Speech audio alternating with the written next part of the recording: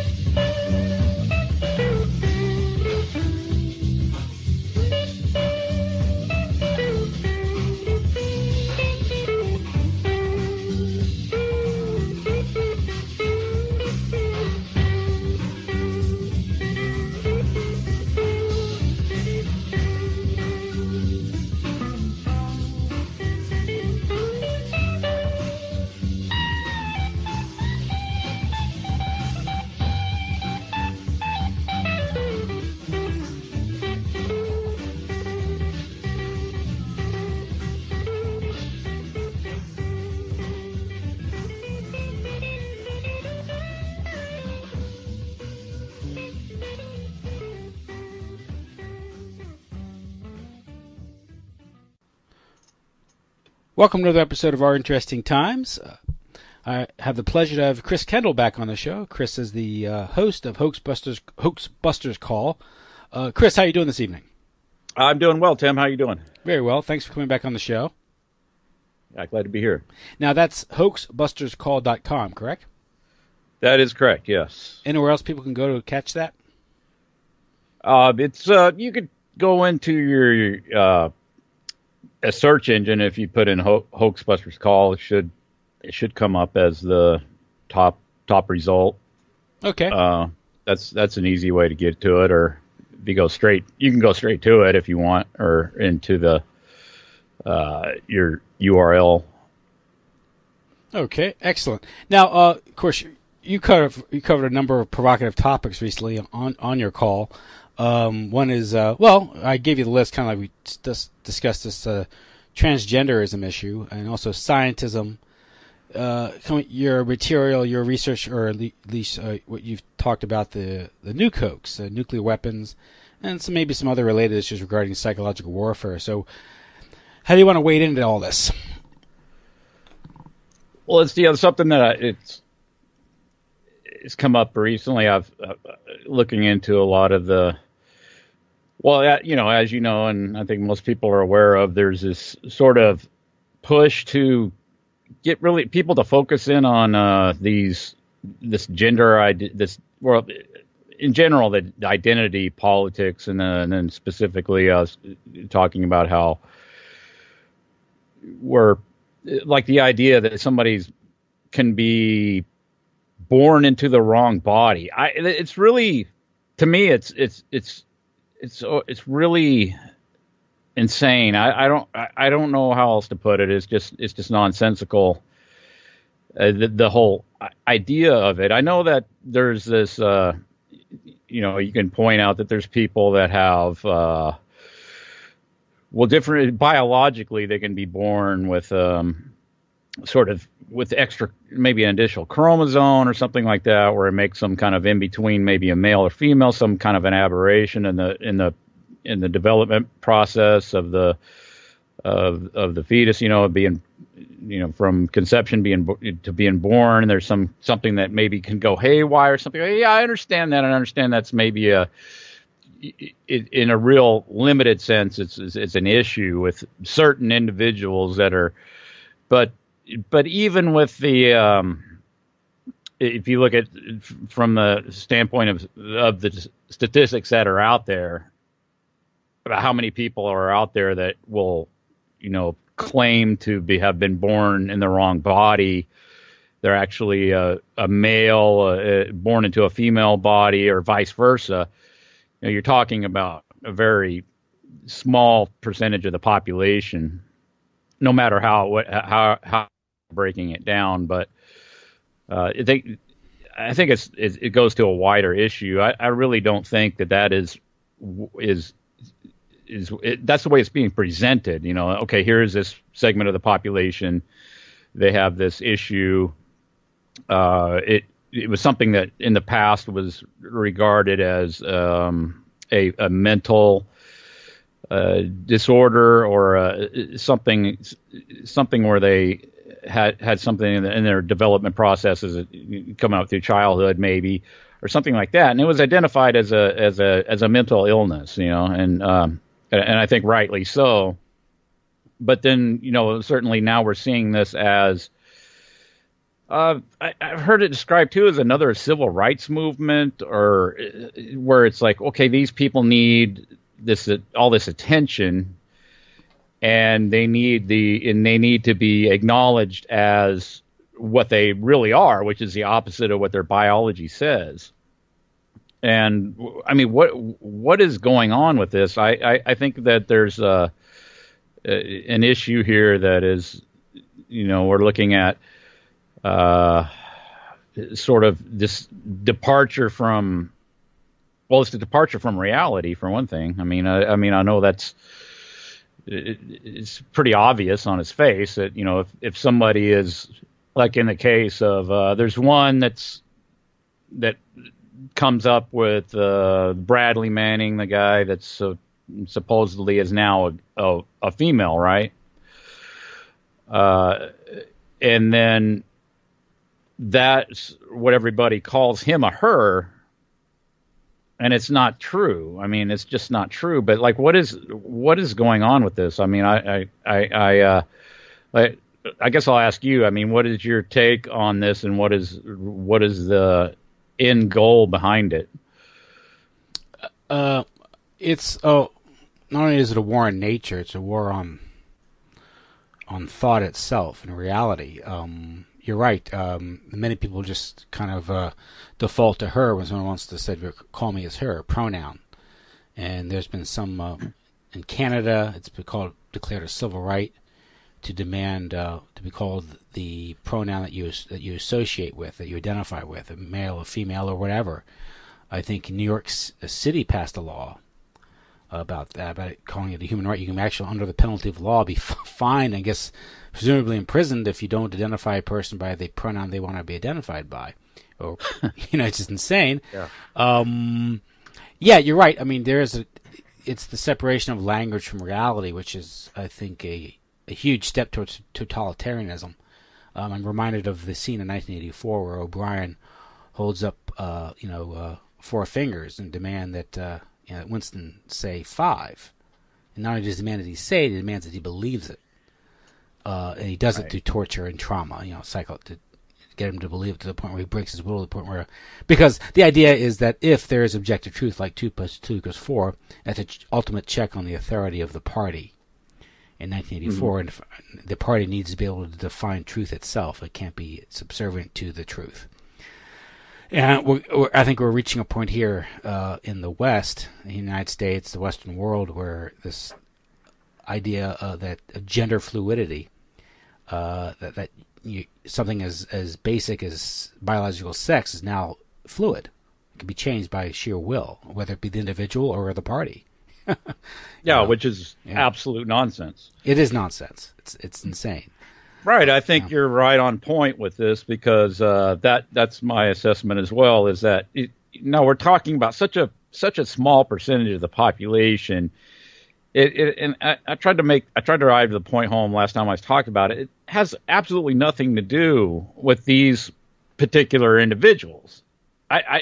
Now it does to a degree, and then that they're the ones being kind of focused in on. But it's not about them. It's not about their feelings. Certainly not. I mean, does anybody think really? They really believe that all of this has to do with concern over this fringe element of society's particular how they feel, and we want to really go out of our way and re-engineer society, no less, in order to accommodate and make certain fringe element of the population feel more comfortable. That absolutely has nothing to do with that. That is just insane beyond belief to accept that is the overall goal of this. That is absolutely not the goal or intent of this.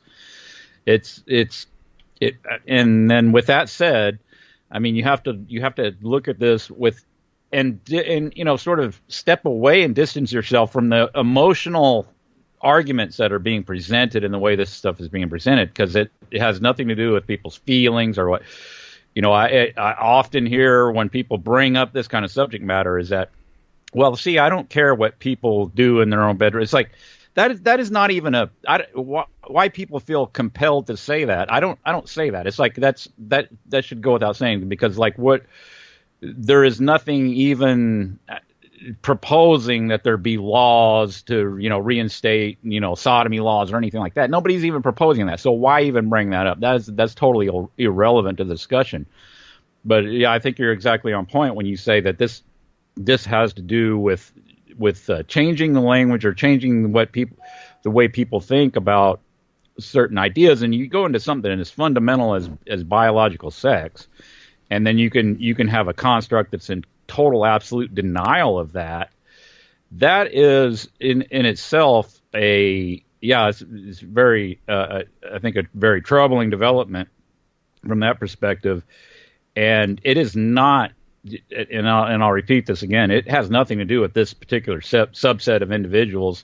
Is that this propaganda is aimed at the average person, the average heterosexual individuals out there in society. This is what this propaganda is designed and geared to affect, and further break down those the male female archetype, to distance people from that. And I think that is an important thing to point out about all this stuff. Yeah, it's a constraint, it's a limitation. Natural law limits us. The law of gravity limits us, and it's an attempt to bypass these natural and healthy limitations that define us. Interesting point. I was talking to Paul Collins recently, interviewing, and we were talking. This issue came up, and he was talking. Of course, we're talking about sort of this fetish towards identity politics, and how this transgenderism is a subset of identity politics or outgrowth of it, because you identify as something, and it's now society is now it becomes responsibility of society to acknowledge that identity as opposed to reality. But he was saying how, but in pursuit of all these different identities, people are denying the basic things that actually give them identity, namely their sex, which is real.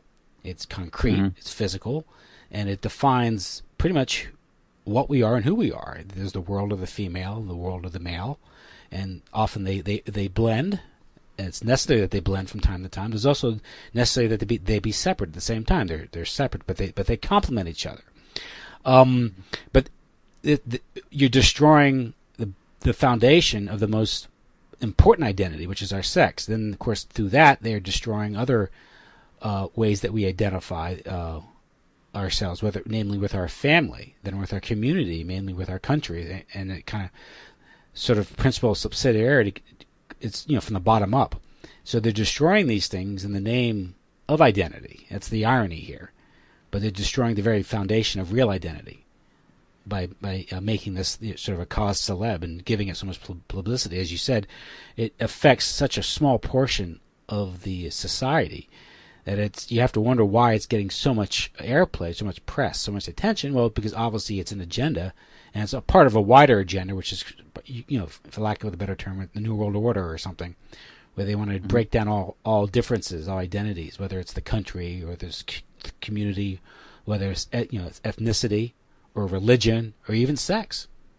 which is so basic, Right, and I pointed this out last time I was talking about this subject, is that I've noticed this within the so-called alternative media, where now I'm sure there's exceptions, so I'm not trying to lock everybody into the same category or broad brush paint this whole everybody that's alternative media in the same box or whatever, but I think it's fairly, generally speaking, it's fairly typical where you see this sort of deferring to this idea, at least on the level. Well, you have this this character Milo that's come on the scene. Now he's openly gay and he makes no apologies for I'm gay and I'm like men and blah blah blah. And but then he's at the same time he's positioned himself as someone who's like an apologist for the right, or the alt-right or whatever.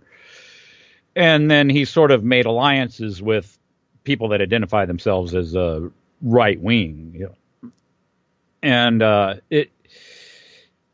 you'll hear this too, and I've noticed this within people who identify as libertarian or even anarchist, or people that kind of are kind of going kind of more maybe along what we could categorize as the fringe or something like that. They all, now I say all, and I'm saying, generally speaking, I think it's fairly typical to hear a deference to the idea that, oh well, yeah, gay is just as normal as anything. And they embrace that, and it's sort of incorporated into this whole identity of being, a libertarian or being an anarchist or whatever. You also, with that, is like, okay, so that means, freedom from government, freedom from not only government, but all these other things that can, like you just got through describing, which are natural, that are set down in the natural order of things. And what the irony of it is that when you advocate for those things, or you go into that, which I would say would be degradation. You go into this degradation where you have conditions that are not conducive to pair bonds and families and stuff like that. You are setting yourself up for a condition where people are going to ultimately be more dependent on institutions and on the government, because you have a breakdown of the family. Now, this is a long-term agenda, and we've been subject to this for decades and decades. And I think I came to the realization that one time I was watching. I don't have television, but I was over visiting my brother and his wife, and he's got television. He didn't have cable, and I was sitting in it, but so there's limited what to watch. So I was just sitting there, kind of just look, okay, what's on TV, and Leave It to Beaver's on there, right? So, and I'm thinking, okay, this is what people would typically think of. Oh, this is a good wholesome family show, and this is all family centered, and sort of the father is the head of the household, and that was kind of the traditional way, and that's what typified the so-called quote unquote nuclear family. Well, I'm thinking, well, TV is no good. And it's all propaganda, and it's like you can't go back, a couple of decades and say, "Oh, this is good, wholesome values and stuff being portrayed." Because I came to the realization, it's like, okay, where's the extended family? There's no uncle. There's no. I don't recall on that show. I could be wrong, but did they ever bring in or make reference to the extended family in that program, the Leave It to Beaver? I don't recall much of that at all. Like, there's no characters that represent like the father's brother or anything like that in the scene, or the in-laws or the extended family or aunts or anything like that. That is something that is not part of that program.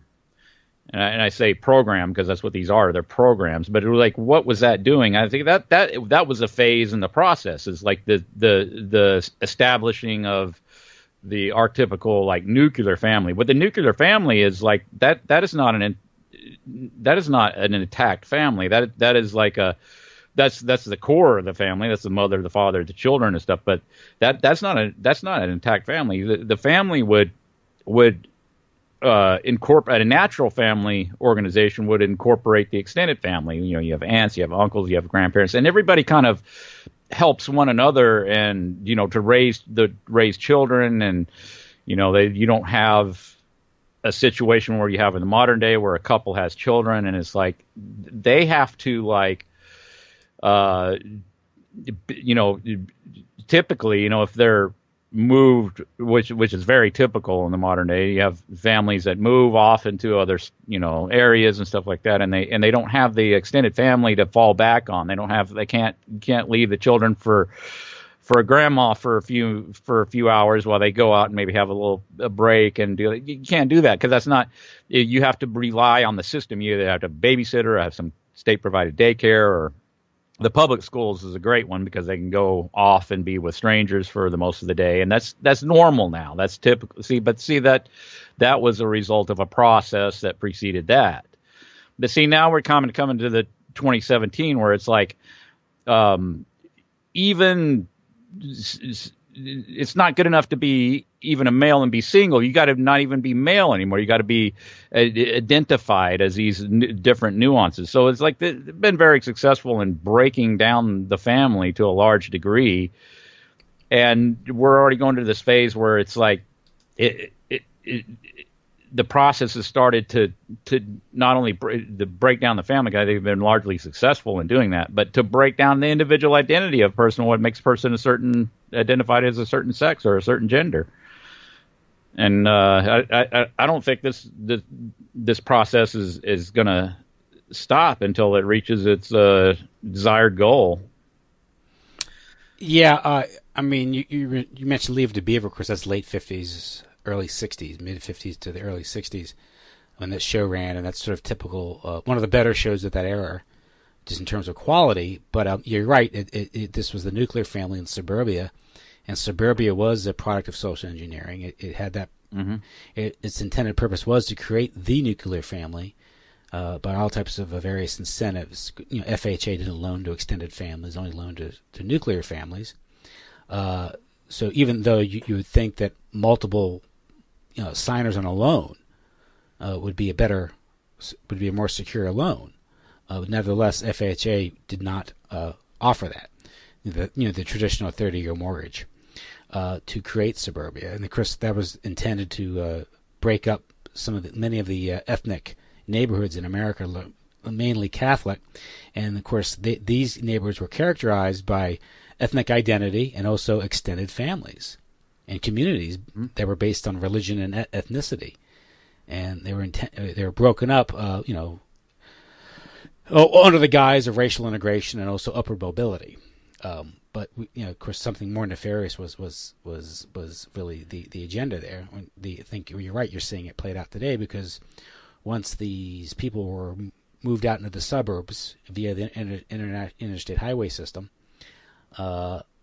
they were then atomized. Their families were then atomized. The nuclear family was atomized, and at that point they could be subjected to all the psychological warfare that that Hollywood and music and Madison Avenue could throw at them. And they became sort of this deracinated white middle class that only identity they had was the things they consumed or the TV they watched. And you're right, it was a process. Although, obviously they're going to have to sweeten it originally with something that's pleasant and acceptable. That is, you could say the rather, benign programming that characterized TV up until the late 60s.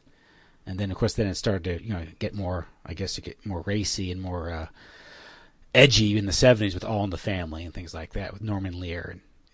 And, and this wasn't possible if you had these cohesive ethnic neighborhoods where they did more than just watch TV at night. They actually, went to the parish and bowled, with the family, or they hung out, they had these weekly events that wasn't centered around the television. It was centered around the parish and the community. And that was intentionally broken up, and to see what we're seeing today. Yeah, it's it's only natural that the state apparatus, whatever you want to call it, is going to be in pursuit of breaking down the family. That stands in opposition to the to more greater degrees of more power and more control and more influence over an individual, because that's what to break down all the traditional institutions, which would be the original tribal systems, tribal type systems, or extended families like that. So that there's nothing that stands between you and the system, but nothing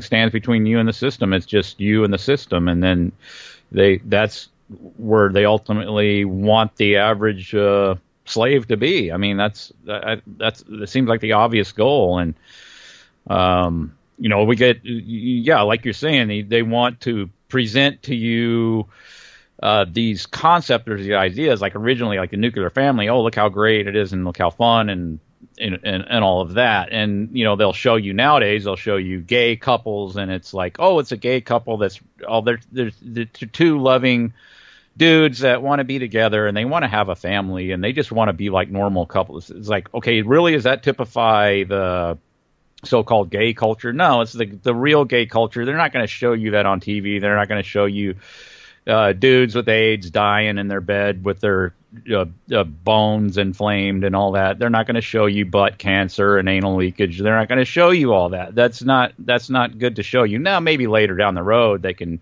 get into the real graphic, gory details of all that. But for now, no, it's like the which would be extremely atypical from what I understand about what, if you go look into what the gay culture is all about. There's not all these couples that want to be just like heterosexual couples. That is a unicorn. It may be one out there somewhere, but it's extremely, extremely rare, and it doesn't. I'm not saying I believe unicorns exist. I'm just saying it's just a rare one-off thing, maybe, where you have a couple that's like wants to play house and wants to do all that. That's not typical, but it's like, but they want to present it as if that is, and that's the norm. But like, I was in a kind of a comment dispute on a YouTube video one time where it was like, I believe it was Stephen Colbert had a commercial where it's featuring a gay couple. I think they were Hawk and Campbell Soup or some garbage. I don't know, but it was it was this two men in a household scene, and they had this little boy, and it was like, oh, look, it's just a gay loving couple, and blah blah blah. Like, I wonder how happy it is. Eat Campbell Soup, blah blah blah. And I noticed that when initially, he airs this commercial, and I guess he's going to make commentary about it, how all these small-minded people out there don't go along with this, and they think it's bad. That presentation, of course, that somebody like him is obviously going to take that position because he's part of the establishment, so he's got to go. He's going to absolutely go along with it. But it was interesting. I pointed out that's like, hey, you notice that like when they initially showed this commercial, that his audience laughed, like, their initial, like, as if they got the impression that this was a spoof commercial that Colbert had maybe had his production people made up or something like that. It's like, so they had this guffaw of laughter that I have some familiarity with, like, how production is done to a limited extent in my past career and stuff like that. And so I was like, I noticed something on that order where they took the laughter and then they brought it down in the mix. Because so it's like, it's pretty obvious when you listen to it, and I pointed that out. And then, of course, you get people coming on, oh, you're a bigot, you're a hater. And it's like, yeah, okay, I expected that. I knew that was what people are going to say.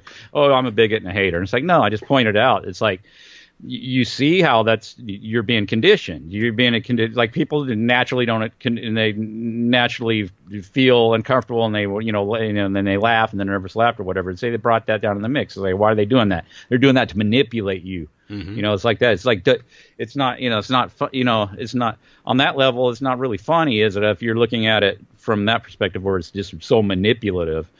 But no, the anger, of course, is directed toward me. And I said, you know what you're doing? I said, look at your seat. Rewatch that video. I said, you got two men and you got a little boy. It's like, you got a little boy there with no mother that's going to be brought up with no mother. I said, you're celebrating motherless children. I said, what are you doing on here? This makes no sense. They don't even look at that aspect of it. You got a child there that's going to grow up with no mother, and they're celebrating that, and it's like, it's a great thing, and they all clap. And it's like, yeah, you're clapping for motherless children. That's idiotic. It's nonsense, and what's amazing is people don't even bring that into the discussion. It's like, oh, we should let gays marry because that's what they want to do, and everybody needs to have this, whatever they fantasize themselves to be, we got to let them be. And it's like, well, no, that's obvious. The goal is to destroy what remains of the family.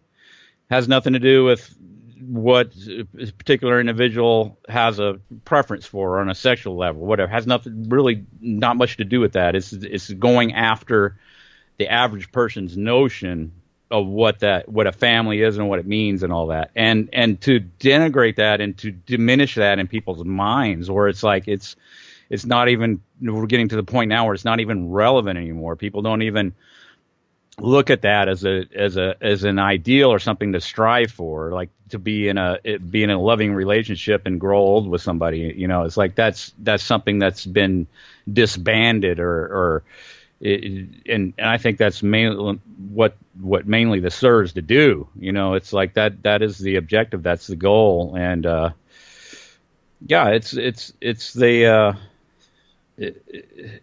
so many levels. It's just so obvious, and I don't understand why there's so many people out there that purport to be anti-government or anti-establishment or all that, and they're just hitching their wagon and going right along with all this stuff. And it's like, no, you're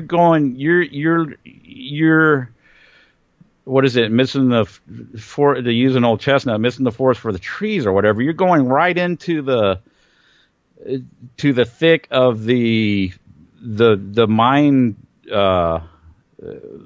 program, and focusing in on these different just non-issues about, okay, limited government and stuff like that, where it's basically sloganeering, because what does limited government even mean?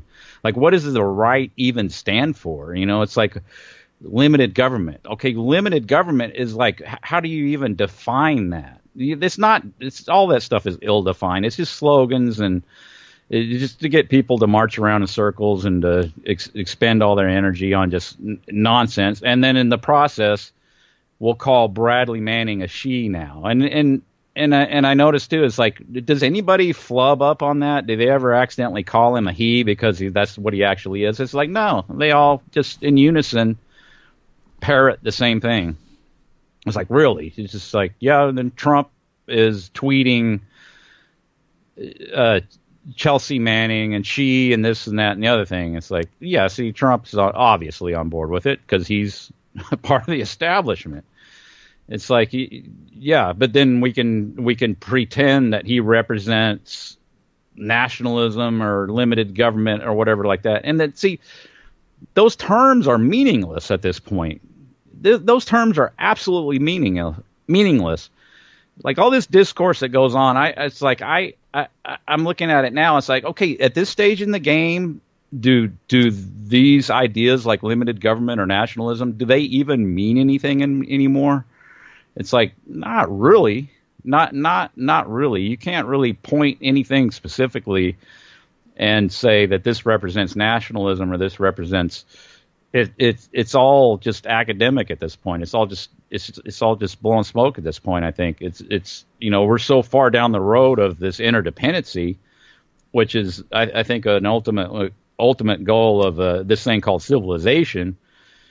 That all this terminology that we throw around on each other doesn't really mean anything anymore. And then now we're kind of getting to a stage where they're going after fundamental reality, where it's like those things we always kind of take for granted because they're embedded in actual reality are now being brought into all this and dismantled. and it's just insane. An example of that is, I think, the Lame Duck Congress passed the National Non-Discrimination Act. I think you talked about this. Targeting, I guess, supposedly targeting or focusing in on the concerns of transgendered people, I suppose, meaning they're going to outlaw employment discrimination against people who identify as transgender. What that really means is you can have a business and some guy can walk in dressed as a girl and expect that he shouldn't be discriminated against. Well, that is absurd because obviously this person is presenting himself, or at least as someone who is not stable, and that's a good reason not to hire somebody. It's also they're unpleasant to work with. Okay, so and this goes back to the whole idea of employment discrimination law in general. It's problematic from a constitutional standpoint, not just from a practical standpoint, but from a moral standpoint, because people should be able to engage in voluntary contract and voluntary association.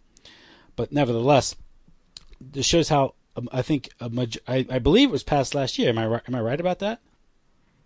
The Senate or something passed it. Yeah, I heard something about that. I'm not too familiar with it. I think it hasn't gone. I alluded to it. I think in that article that I read, I think it was a mention of it. And so the fact that this would even be considered, much less passed, by the Senate, and I guess that's to go to the House, and of course then I suspect Donald Trump would probably veto it.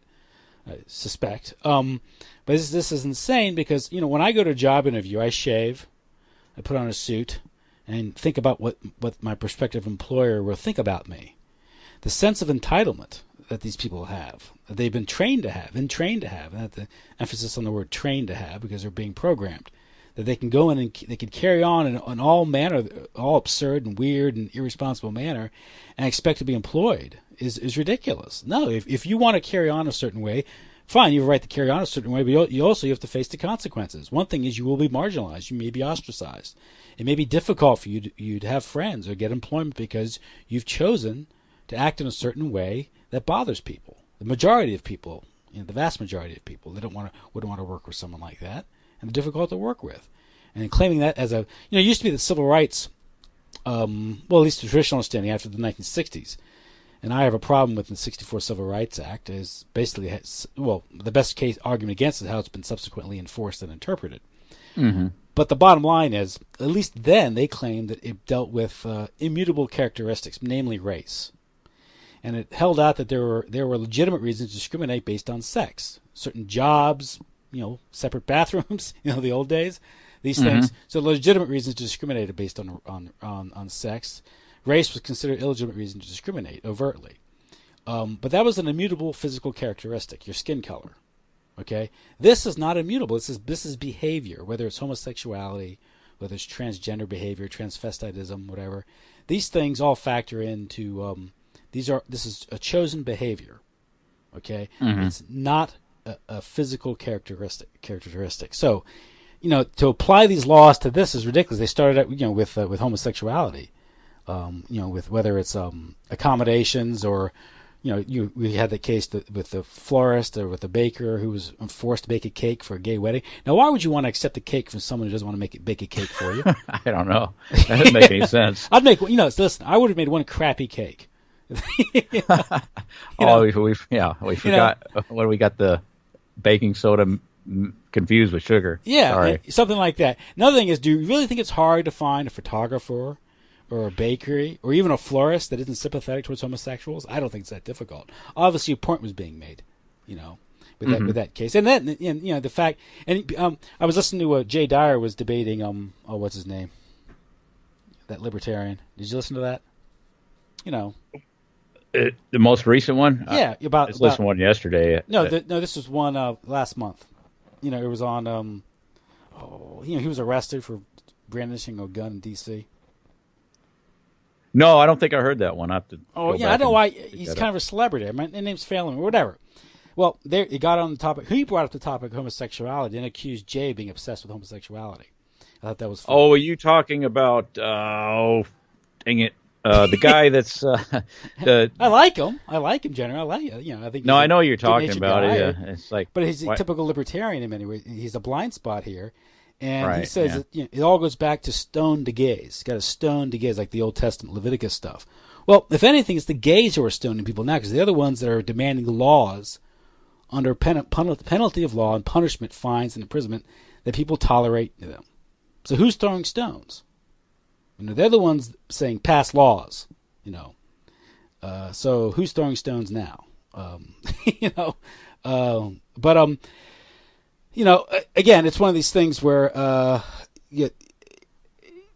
the fact that laws can be passed, whether it's in New York, even Canada, under the Civil Rights Commission. How the guy Jordan Peterson was talking about this whole pronoun issue. How I think Germany, they created 62 different pronouns or something. Why not 80? Why are you so conservative? I say 120. Why are you stopping at 60? Yeah, why you stop at 62? You must be a bigot. You stop at 62 pronouns. No, it's absolutely ridiculous, it's insane. man. On I mean, its face, no, it's it is.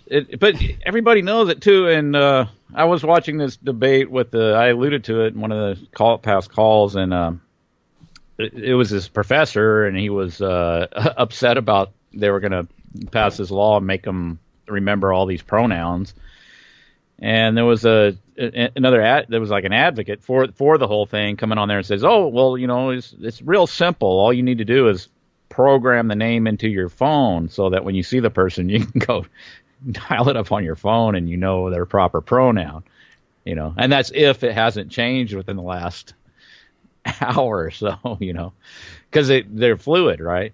Well, I think what they should do is they should have a microchip that automatically tells your cell phone what gender they're identifying at that moment, because it can change. It can change moment to moment, I suppose. Yeah, they could probably implant it. I think they could probably implant that directly into our brains. Wouldn't that be wonderful? So we wouldn't have this problem anymore.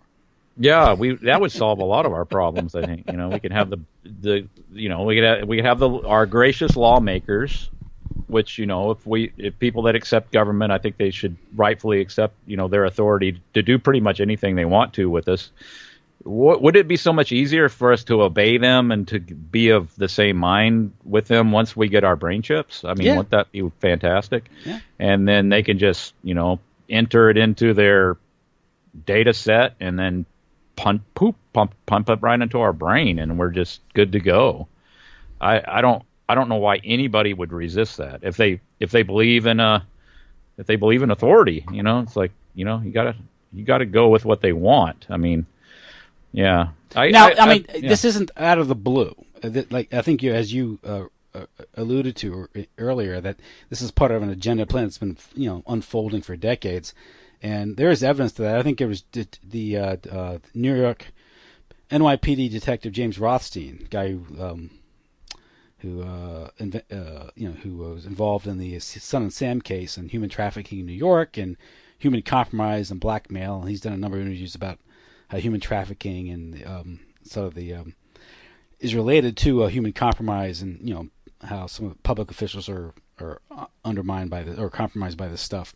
But he referred to it as the 50-year plan. He was involved in the raid of the Stonewall gay bar in New York in 1969, which caused a so-called riot. This is sort of the coming out of the gay rights movement. How what was really going on there was a hotbed for child sex trafficking and drugs, and it was raided. But he said this is part of. He said the 50-year plan to do this. But in 1969, there's the Jaffe memo that was regarding a Planned Parenthood meeting that was commissioned by the U.S. government to address population control, and it proposed sexualizing society, promoting homosexuality, promoting family breakup, and this, of course, this is similar to a program that was introduced in the book The Authoritarian Personality in the 1950s, which was published by the American Jewish Committee. And it pretty much said that America, Christian America with a strong family, particularly a strong father figure, was fascist. And the only way to check fascism would be to break up the family and weaken the role of the father. And then this was going to be done through sexualization of society. This was done, this is part of the cultural Marxist agenda. But then you also have the agenda of pretty much of the establishment, the foundations and the publishing houses, Time Life, Henry Luce, that operation. Life magazine, in 1971, they put on the cover high school pregnancy. And I think a few years later, Time magazine had a thing cover children having children in the 80s. But sex education was introduced in the 1970s to address the problem of teenage pregnancy. The only thing is that after the program was implemented, teenage pregnancy skyrocketed. Yeah, because it was normalizing it. It was all normalizing this stuff. And you had in the 60s, 1965, you had the Supreme Court with Griswold v. Connecticut, and with this legalized contraception. Of course, adults could get contraceptives prior to that. What it did was it facilitated government promotion of contraceptives, because when it was technically illegal, government couldn't promote it. So then they started promoting this stuff, and of course, with Planned Parenthood, the strategy is you promote contraception, and what it does is it actually increases illegitimacy, out of wedlock birth, because you increase sexual activity, right? Mm-hmm. And the nature of the sex act is you do it when you have the opportunity or when the occasion. You don't really rationally plan it out. You don't sign a contract and say on Wednesday next week at this time we are going to have sexual intercourse. It's not the way it works. This is, I don't know. I never tried that. Yeah, draft up a. No, it's kind of the music is right, the time is right, the kids, whatever. But this goes along with the longtime promotion Alfred Kinsey by the establishment, by the Rockefellers. You have Margaret Mead, her Blue Lagoon anthropology promoting sexual freedom. The target audience there wasn't the Samoans, it was the American public. And of course, she's married to Gregory Bates in the CIA. So it's been a long, drawn-out plan to promote this stuff, in education, in the foundations, in media, And the big thing, of course, after teenage pregnancy, the problem of teenage pregnancy, so they sexualize kids to inform them on sex, and lo and behold, they have more sex. Imagine that. But in the 80s, the whole HIV hysteria, where AIDS itself was used as so-called AIDS education was used as an excuse to sexualize children. There's a pedophilic agenda here too, by the way, to sexualize children. This was openly admitted by the people who were involved in AIDS education. I think it was. Let me see if I have my notes here. Oh, yeah. It was the Kinsey Institute in cooperation with the Society of Scientific Study of Sex. Scientific, right? Oh yeah, science. You can't deny it. Its AIDS task force, and several other professional groups is currently mobilized and influence the direction of social policy and sexuality education. What is now the AIDS era. The rationale for this action is that the Kinsey School sexologists need to be in a position to educate policymakers as to what sexuality really is like. Bruce Voller, a coordinator for the SSS AIDS Task Force, believes that they are now in an excellent position to get the type of funding needed to educate the world. These and related developments are described below. They are, in effect, steps toward implementing what Kinsey co-author Wardell Pomeroy alluded to as the Kinsey Grand Scheme, the development of a gay model of sexual orientation, sexual behavior for everyone. Sexual access to children is a long-term goal for some. It appeals to anthropology. Remember Margaret Mead? For the legitimization of behaviors formerly considered aberrant are now part of both the gay and pedophile agendas. These agendas have other common aspects. You also have under age education. It was. Let me see my notes here. This isn't. Brought this up a couple of times, but it's important. It was. 1989 National Research Council revealed an agenda behind AIDS. Rockefeller Foundation, Russell Sage Foundation, and the Public Health Service published a study, AIDS, Sexuality, and Intravenous Drug Use. And basically, it said that AIDS education itself, they're going to use the fear of AIDS to introduce sex ed programs with graphic material that the parents otherwise would have rejected, but with the AIDS scare, they could get away with promoting all types of sexuality in kids, and therefore sexualizing them, that otherwise parents would have viciously opposed because they thought it was inappropriate. But you just scare them with AIDS, and it became accepted. So it was just a pretext to do all this stuff. Yeah.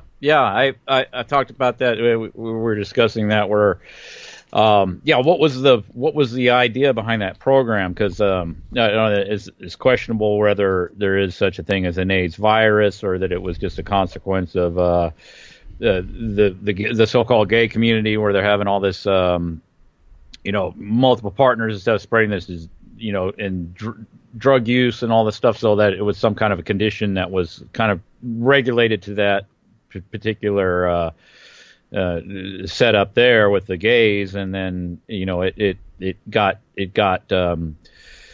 transformed into this killer disease idea, like this virus is on the loose, and then there was that whole ridiculous story of how it was somebody in Africa messing around with a monkey, and that's how it got. It's like, come on, it's just yeah, but that was I remember the hysteria surrounding that. And I remember one time I went to go and give blood at a blood van or something. I was and so they gave me this questionnaire about all this, about how many partners have you slept with? Are you gay? And blah blah blah, and all this stuff. And it's all under the pretext of we gotta maybe know this before we take your blood, right? As if they're gonna take your blood and then be totally dependent on your word about like a sensitive subject about your sex life and all that. That's ridiculous. So what are they doing this? What's the agenda and what's the purpose? I think that was one of the parts of the plan, is like to have this excuse to get more and more access to people's private information and all that. So it's like, it's a matter of life or death. We got to do this. And yes, absolutely, like you're saying, it's that they could bring in the sex. It has the sex education stuff has more, because they always want to get the moral high ground, right? They're always positioning for the moral high ground and all this stuff. And then the big one, and the one it's such an integral part to government propaganda. And I think every president says this, and Trump is no exception. So I mean, I really don't know how, like, a lot of people get the idea that he's in any way unique. When you hear him say that, my job as president, I'm not trying to imitate Trump because I can't do it, but is to keep the American people safe. Obama said the same thing. I think it's repeated like a mantra. Like, we're here to keep you safe. We're here to keep you safe. We're here to keep you safe. That's what the government's to do, is to keep you safe. And for the most part, everyone kind of just defers that and goes along with it. And so that is typically the wedge to get into your business. It's like, it's for your safety. Right. So absolutely, naturally, they want to create the problem, which am I saying that the AIDS was created into a lab and released? No, I don't think that's the way things work in our system. I think what's important is this thing called perception management, where it's like all they need to do is put out hype and hysteria. Magic Johnson's got AIDS. He's still not dead yet. I don't know how they explain that, but he's got AIDS. Are you going to get AIDS? And I think the issue with Magic Johnson is they held him out as, here's a promiscuous heterosexual that's got AIDS. Here's a big name guy. Look at him, everybody. He's a heterosexual. He's got AIDS. You can get AIDS too. Everybody's going to get AIDS. Everybody's going to die unless you let the government keep you safe. Mm-hmm. And that was like, looking back on it now, I'm like, okay, yeah, that was it's a exercise in perception management, where all they need to do is create the perception that there's this killer disease out there. And then off of that, they could launch all these different programs and different stuff, so that they can, start the sex education and stuff, with the goal, ironically enough, to get more promiscuity going. And then, at the same time, I think following right on the tails of all that was all the abortion advocacy. Mm-hmm. Well, there's a reason why, Griswold v. Connecticut, with the legalization of contraception, which is, like I said, was to facilitate government distribution of condoms and contraceptives, get them in the business of that. But it's also a stepping stone towards Roe v. Wade, which was the creation of abortion on demand in America via the Supreme Court, that overturned multiple state laws on abortion. But a lot of people just if you ask people's views of abortion, say in the late '60s, it would be very different than it was in the late '70s because of a court ruling. But let's say you change the culture, you lead the way that way. But this whole thing, I think you've mentioned it, how it started in the sexual revolution, an idea of free love, which is ridiculous, because you're pretty much suggesting that there are actions without consequences, and that just isn't reality. More war on reality. You just make someone else pay the bill for your actions, more or less, pay the consequences for your actions. But the idea of that was through free love, the sexual revolution, this stuff, you were going to weaken the family, damage marriages, cause more family breakup. And in that environment, you have children that are traumatized, aren't given proper, sexual role models, which is, watching a male and a mother and a father raise a family together. But once they're in a broken home, they're traumatized and also more likely to be subjected to abuse, particularly the phenomenon of the divorced woman dating, right? Which the abuse rates skyrocket when that happens with kids. This creates more sexual dysfunction as that generation gets older, and then they no longer have a basis or any positive examples to rely on when they form families or never form families. And from this, you get homosexuality and transgenderism, because you have a bunch of confused people out there who have no idea of what it is to be a male or a female, or in many cases have been abused. And a subset of the gay rights movement has always been the pedophilia movement, the Man-Boy Love Association. Right. And it's always been covered up.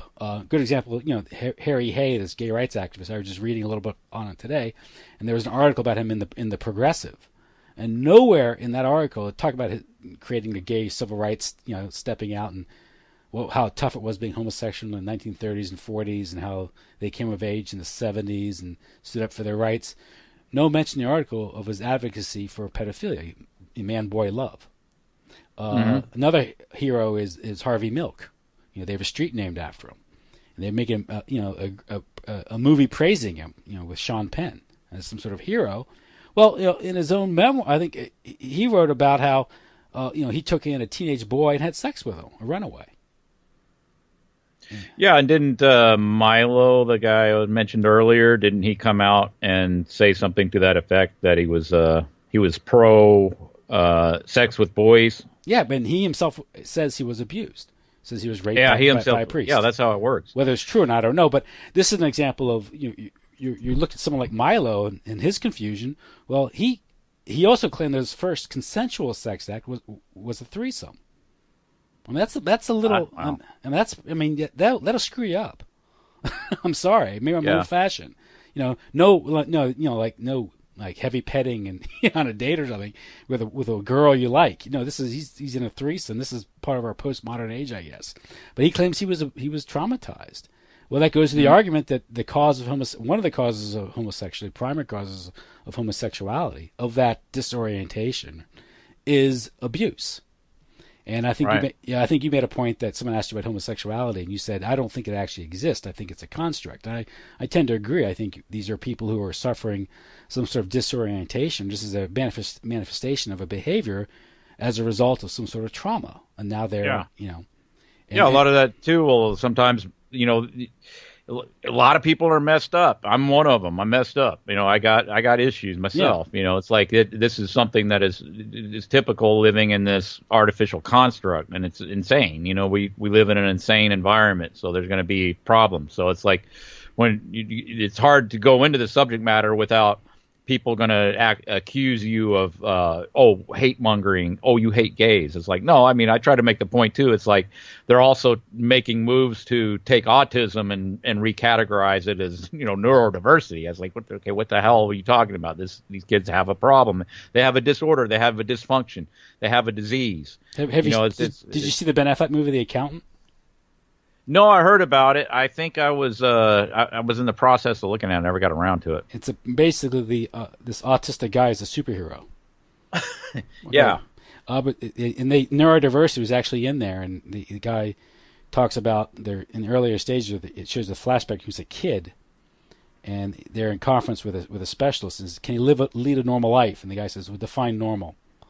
And the attitude, define normal, right? What that is it's maybe absolving the pharmaceutical industry of creating autistic kids through vaccines, and it's just a different thing. It's normal. And so what you're saying, Tim, is you hate autistic people. Yeah. You hate autistic people. Yeah, just like the same thing with transgender people is they have trouble coping. Well, yeah, because they're messed up, and you don't help them by indulging their pathology, their psychopathology, their neurosis. You try to help them in other ways, and lo and behold, there's a really high suicide rate among, and they claim society is at fault with that. Well, it turns out, I think you made the point where even in the most permissive cities and locales, the suicide rate is even higher. It's obvious why, because they're confused, damaged people, and you don't help them by indulging their sickness. Yeah. Right, and there is a principle at work here, and I think it's important to understand this because it's I'll just reiterate: it's not about these certain classifications of people. It's about the way to think about certain things. And I wish I had this handy. I was going to bring it up on the last call. I didn't do the last call. It's out of a book by Robert Cialdini, Influence. It's about marketing and stuff like that. And there's this principle of marketing. It's like where you get, it's well understood. This is well understood psychology. If you can get someone to make a concession on something, like a small concession, that's the reason why they give away freebies and stuff like that. If they give you like a keychain, you kind of feel like there's this process that's been initiated, and human beings are naturally inclined to follow through. It's sort of this compulsion that we have. It's like we want to be seen as consistent, or we want to be seen as, like we're, being.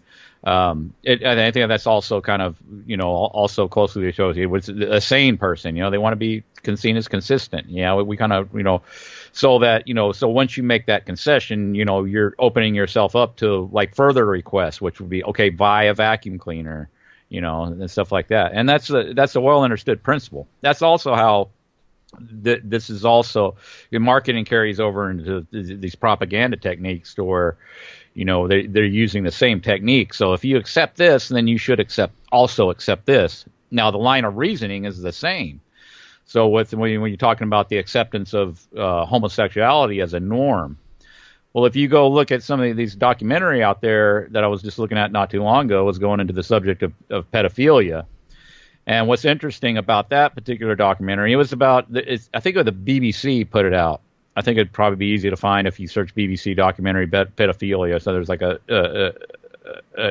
went into like pedophilia in elite circles in Britain.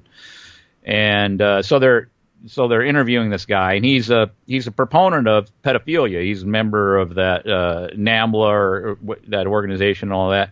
And his arguments are the same arguments that are used to prop up this acceptance of gays and homosexuals.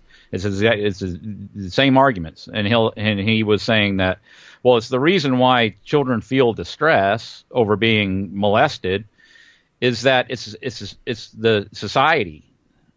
It's society. It's the way they look at because everybody typically frowns on pedophilia, and that's what's creating the discomfort. That's what's creating the trauma, and it's really society's fault.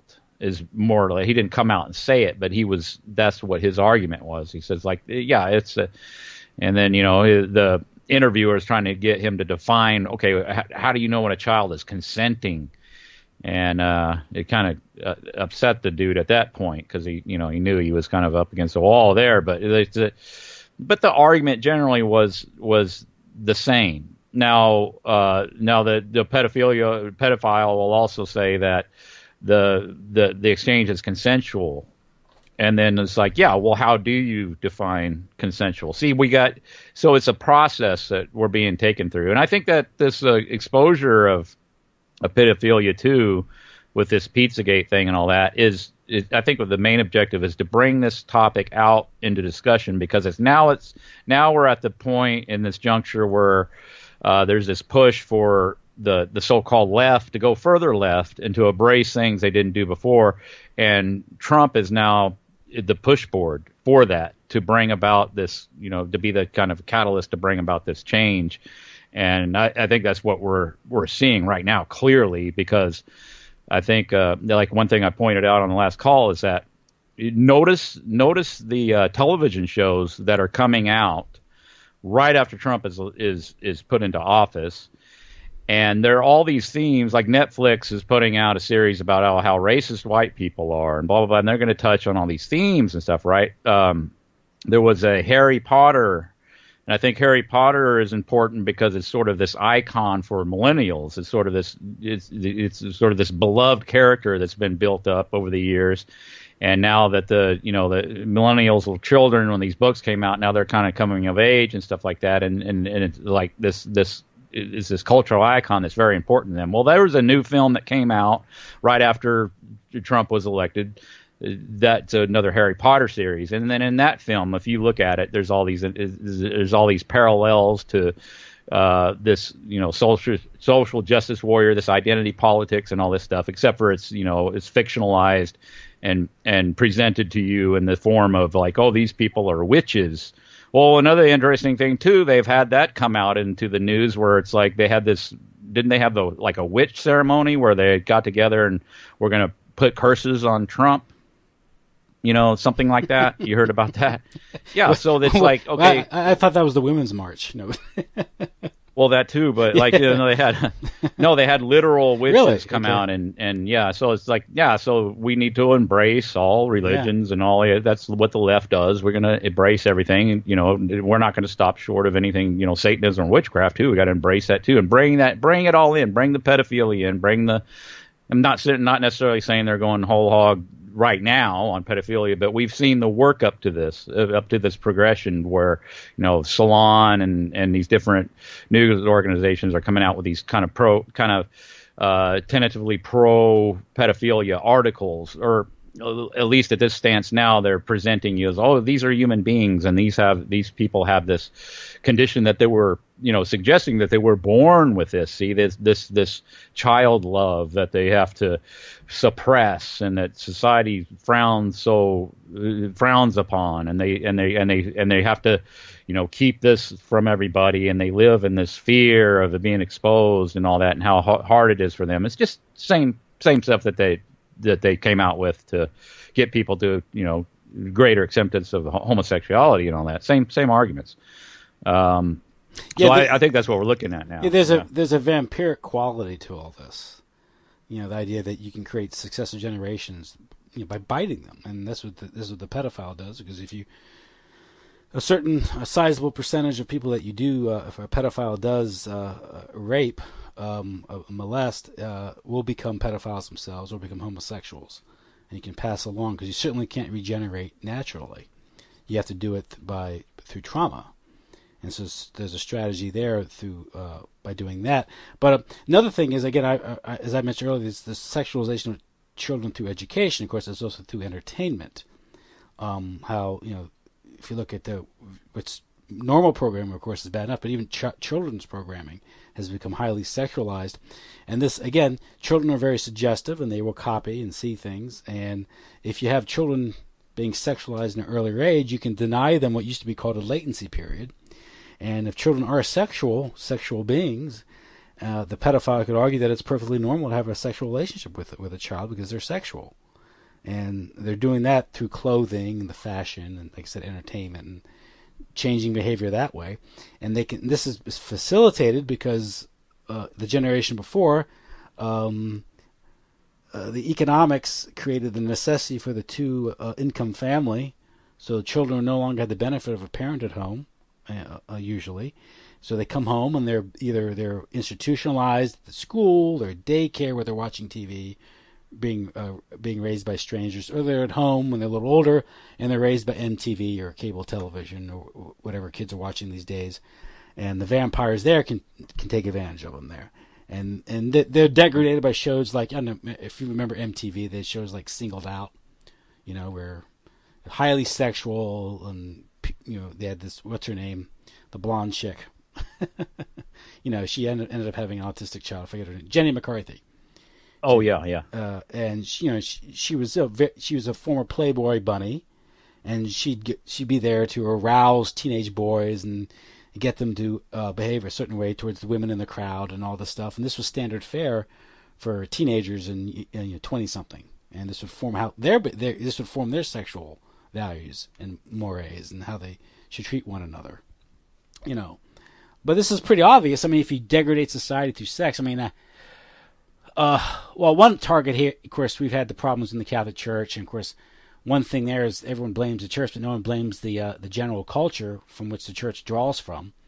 And you have the papers like the Boston Globe with the Spotlight and the New York Times promoting all types of sexual liberation. Then lo and behold, when the church doesn't prove itself to be immune to these trends, they're shocked that the problems are also within the church, and the church starts to go by their rules.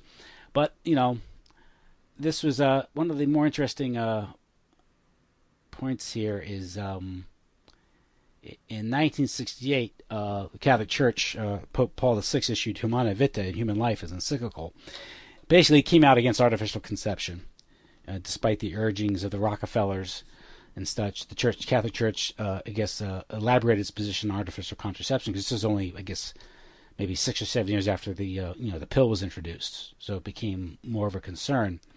But in that encyclical, I mean, it pretty much you had to give credit where credit is due, and the consequences of artificial methods, and this is the separation of sex, from childbearing, because what that does is it anchors you to the reality of what the Sex Act really is all about.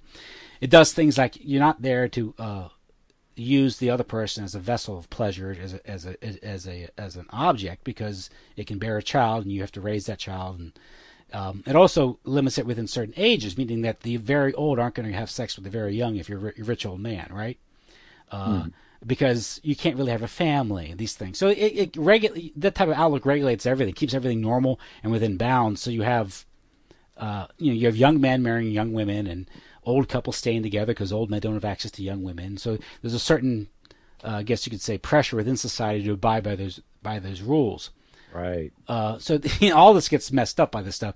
But I was just reading through there, and of course, here we go. There, he talks about contraception, and of course, the Pope says, finally, careful consideration should be given to the danger of this power passing into the hands of those public authorities who care little for the precepts of the moral law, who will blame a government which in its attempt to resolve the problems affecting an entire country resort to the same measures as regarded as lawful by married people in the solution of a particular family difficulty, namely overpopulation, too many kids.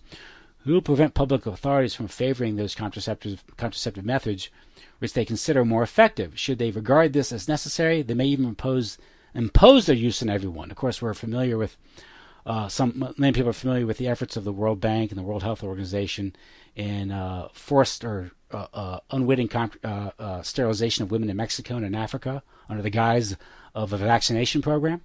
Mm-hmm. The Rockefellers, I think, sterilized as much as 40% of the childbearing women in Puerto Rico. Unknowing. The women are unknowing in this stuff. And there's a... and let me see if I can find this quote here. Here, responsible men can become more deeply convinced of the truth of the doctrine laid down by the Church on this issue if they reflect on the consequences of methods and plans for artificial birth control. Let them first consider how easily the course of action could open wide the way for marital infidelity and the general lowering of moral standards. Has the Pope been vindicated on that? Yeah, not much experience is needed to be fully aware of human weakness and to understand that human beings, especially the young, who are so exposed to temptation, need incentive to keep the moral law, and it is an evil thing to make it easy for them to break that law. Another effect that gives cause for alarm is that a man who grows accustomed to the use of contraceptive methods may forget the reverence due to a woman, and, disregarding her physical emotional equilibrium, reduce her to being a mere instrument for the satisfaction of his own desires, no longer considering her as his partner whom he should surround with care and affection. That's the misogynist Pope Paul VI writing there. Now, feminists give him credit for that, considering, and then he talks about mass communication.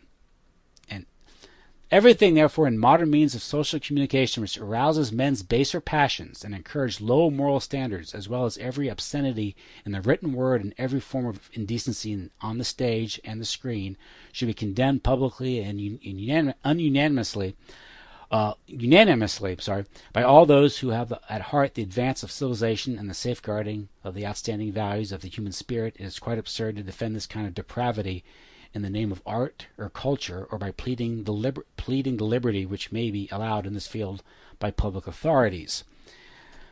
Well, so I think and this is 1968. Look where we are now. Yeah, absolutely. Yeah, that's a really good point brought up in there. Is how it's designed and engineered to dissolve certain boundaries that are the underpinnings to any kind of society or any kind of culture. You have these defined boundaries, and a lot of it, has to do with economics, and of course that is manipulated. It, and I've made this statement time and again, is like, what are taxes for? Because you could crank up the money machine and make as much dollars as you want to do whatever you want if you're at the if you're in association with the people who control that, right? Which is those identified as government would be, but no, they need to get money from us, right, to run the government for some ridiculous reason, and it's arbitrary and it's ridiculous and it's nonsensical. There would be no need for that if they just printed their own money to do roads or whatever they need to do. It's like this, but why take money out of your paycheck and stuff like that? Well, it's social engineering, and they actually. What was it? Penn and Teller? Yeah, they did a thing on taxes. I guess they hate taxes, and they did they were doing that show Bullshit, and so they did one on taxes, and they said, well, as confusing as the code is and all that stuff, and then how all of this set up, it's almost, one would think it would be a social engineering type program just to control people. So no, it's like that is obviously what it is, and that is main reason for its existence. Not to pay for roads, not to do that. Like, why? Yeah, like I said, why would you necessitate all that high overhead with all the bureaucracy and all that if that was the main goal, is just simply to get money to build roads? That doesn't make any sense. But no, it's there for the purposes of social engineering, and that's like what you described there. Yeah, that's a big component of that. And and now with all this identity politics and all this other stuff, is like you can now you start to redefine things, and then like trying to eliminate like such a thing as like the generation gaps and all of that, where it's like, oh, it's more acceptable to have all this all these preconceived notions done away with about what's appropriate and what's not. And then you don't have any kind of set rules for anything. You don't have any, any kind of notion of how to even act or behave in a dating context or anything. And I think we're far along that road right now. I think that people are at the point where it's like, you have all these like identities and all that stuff, and you know who you're running into, and it's like, what is that? Is this example? Is this particular female playing hard to get, or is she a lesbian? Like, what is it? It's all very up in the air, right? You can't really come out. What do you come out and ask them? You don't want to insult them if they're not. If they are, they want to get, it's like you don't want to hurt anybody's feelings. That's the highest moral imperative of all time, is not to hurt anybody's feelings, right? We certainly don't want to do that. And it all gets very muddled, confused, and that is the goal, though. That is the objective, and I think it is amazing how well it seems to be working. Because people seem to go kind of right headlong into all of this stuff, and that includes the so-called alt media. Mm-hmm. Yeah, it's the if you look at it's no coincidence that when Kinsey produced his report in 1948 on male sexuality, I think 1950 was on female sexuality. A few years later, you had Hugh Hefner published Playboy, who I guess serendipitously got the photographs of Marilyn Monroe, who would then become a huge Hollywood star, for his inaugural magazine. And if you look what Playboy did was it presented this glossy fake idea of female sexuality, and it probably distorted the expectations and understandings of what women are for generations of men, and also created the Playboy, right? The idea of the Playboy. At the same time, the system is promoting that. They're also promoting feminism as a counterpoise. So they're creating the conditions for the sexual, for the the war of the sexes, war between the sexes. You create these, so you got a condition where I guess I feel compelled to throw this in there, because what you end up with is that you have like these disaffected women and stuff out there that are in the culture now, and you see these marches. And does that represent real sentiment? I think it does. And it on one level within this artificial construct, it can be to some degree warranted, right? Because now we got a condition where, okay, women are pretty much on their own. You can't really depend on lasting relationships anymore. And women have to get out there and they have to make a living. They have to get careers. They have to have some kind of idea of how they're going to support themselves, because they can no longer see. We've already disbanded the whole notion of being married for life. So that's done and over. And then so you have all these conditions set up to where women have legitimate gripes. No, all these things, because they work, because at some base there is some legitimacy to their claims. There is some grievance there, and you're right. And they can no longer, but they've internalized the commands of their oppressors, because they're the ones they want to be. The career, all this stuff, have the job to go be a wage slave to go work for somebody. These things, and how the idea of being a mother at home is somehow enslaving. It's like, really? You're liberated.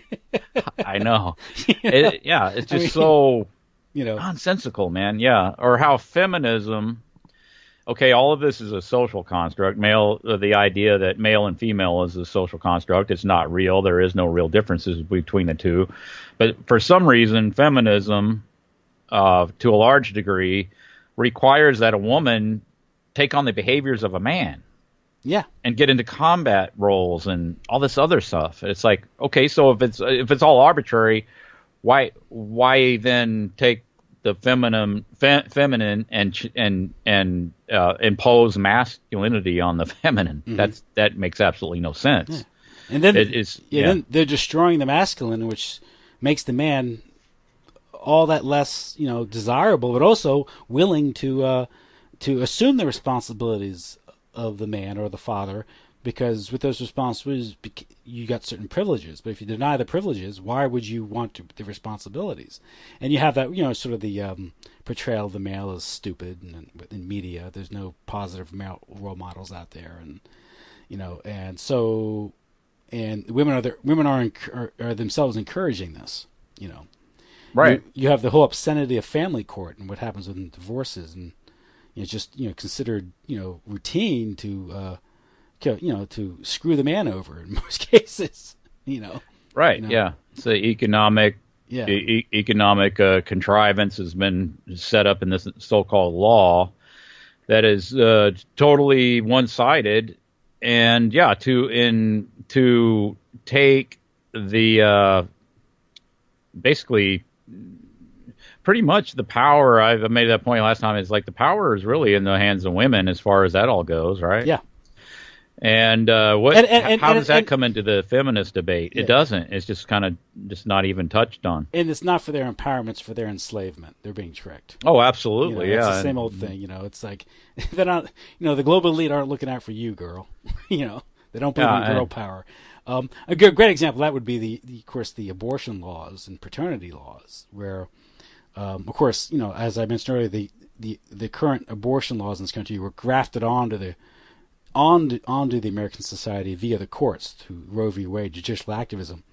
So they contradict other laws like paternity laws, right? Where if a man sires a child with a woman, he can be held responsible to take care, at least in theory, take care of the child financially.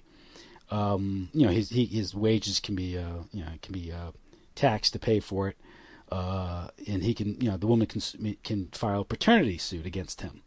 But under the current abortion law regime, if indeed it is her body and totally her choice, then why should a man be responsible at all under the law? Because it's her body, her choice. She has it both ways. Yeah, well, there's just so much doublethink Yes. that has to be incorporated to all these, these so-called debates. I was just watching some stuff earlier about abortion, and to go into a bit about scientism. It's something that struck me when I was kind of looking at all this, because somebody was offering up a criticism of Bill Nye, talking about how he's a pure propagandist and he's politically motivated, and he puts scientific facts and just facts in general kind of are definitely second fiddle to all his his propagandizing. And then he was doing a critique of his dialogue about Bill Nye's discussion about why abortion is totally reasonable, and it's not because you have to look at the fact that a certain amount of eggs get fertilized and pass through the woman, so it naturally occurs anyway, so you can't criminalize such a thing because it happens in nature. And it's like, well, so you want to take something like that and suggest that that's what people are saying. So it's just basically Bill Nye setting up a straw man argument, saying that people want to prosecute women for something that occurs naturally. It's like, well, no, I mean, that's maybe part of the process biologically, but it is indeed a fact, that's the amazing thing about this scientism that not everybody, but so many people pay so much attention to, is that it is as flexible as any religion or any other belief system. It's just totally flexible, and it can be bent and manipulated to serve any kind of agenda whatsoever. And then and then all that's required is some propagandist like Bill Nye to come to make some pseudoscientific argument about why abortion is not really taking of a human life, when really to take that position is to be in totally absolute denial of scientifically established facts that life begins at conception, and that kicks off the whole process. That's how everybody on this planet started out, with conception, the fertilized egg, and then but you can just be in total denial of that. And then up until the point now where I just was pointing out that debate between that professor and those the advocates of this transgender nonsense, is that they had one guy on there saying that no, there is no biological difference between the sexes. And I was like, wait a minute, did he just say that? Or and he's like, yeah, the science is in, there is no difference. It's like, oh, right, the science is in. Okay, I understand what you're saying. So because I think I have a pretty good grasp on how all this works, is that the way science is established, not actual science where you have to go and actually deal with the real world of reality, and you put the whatever you're doing, or baking soda into vinegar and it makes foam, and it's going to do it every time, and you can repeat it and do it, or whatever you're doing. Science is not science. The way science in capital S scientism gets established is like you have a guy like that, a propagandist. He goes on these panels, he goes on these talk shows, and he just repeats that phrase. There is no biological difference. The science is in. Bill Nye's favorite tagline is 97% of all scientists believe that in man-made global warming. So it's like, he doesn't have to prove that. He doesn't have to point you somewhere where you can verify that. Even if it was true, it doesn't establish anything as a fact. You don't have truth by consensus, and anybody with any even a tentative grasp on logic understands that. But somehow Bill Nye can just completely be not only in defiance of actual science, but actual just the fundamentals of logic and reason. And then we get to a point where you just keep repeating that often enough until, like, you have a substantial number of the population believing that carbon dioxide, which is something that plants breathe, is somehow now categorized as a planetary death gas. I mean, it's nothing could be more absurd than that. But how does it get established? Well, it's through repetition. It's through psychic driving. You just keep repeating the same thing over and make logically fallacious proclamations about, with notions that if enough of these people that are classified as experts believe in such a thing, then it absolutely must be true. When there's no basis for any of his arguments. It has, and he doesn't even make any attempt to prove any of these things he's saying, because he understands the way propaganda works. He's a propagandist. He's out there to push and promote an agenda. And the main way to do it is you just take a slogan like that. That's something that can easily be remembered, that can easily be parroted and regurgitated, and you just constantly repeat it and until it becomes a truism. Well, that's how it works. He's a science guy, so you can't argue with science. It's science. Yeah, and it's like, well, I mean, that is antithetical to how science is actually presented, where it's all about, mulling over the facts and, doing exchange of ideas and reworking your data and making it fit new data and all that stuff. That's the way it's supposed to work. And then there's supposed to be this, peer review process but none of that has any, none of that is necessarily adhered to. It's always the presumption that all of that comes with this word science. And it's like, no, it doesn't necessarily follow that if somebody's making a proclamation that something is science necessarily makes that so. You know what I mean? Well, here's a quote. Now, I wish I could get the attribution. I didn't write down the lady who wrote this, but a lady wrote this. It's a Scientism. Science is a religion. Mainstream science, despite all its claims of objectivity and despite the fact that its attempts to lay claim to the truth, is itself a religion. Science places itself on a pedestal and assures everyone it has dispassionately arrived at its conclusions. Meanwhile, however, it is full of assumptions, denials, limitations, and makes the serious mistake of presenting its theories as facts. The errors of mainstream science are gladly seized upon by technocrats eager to use science and technology to further their own ambitions of control, and including forcing the vaccine, GMOs, surveillance, man-made global warming, geoengineering, smart and microchipping agendas onto the unsuspecting public. The planned New World Order has a massive technocratic aspect. Materialism, the driving force behind mainstream science, has been shown again and again to lack the capacity to explain the world around us, especially in relation to idealism or other theories that account for the energetic nature of reality. Now, I think that's a great summation of what science is, scientism, and its political application and social application. But the origins of modern science, I think, date back to the Royal Society, which was born in the 1660s. Of course, what was going on in England at the time, it was a very turbulent time. Political, economic, and religious problems were raging in England in the middle of a civil war. And the Royal Society itself was a Freemasonic organization. And so, if you look at what its reason was to control information, to direct scientific inquiry for political and economic reasons.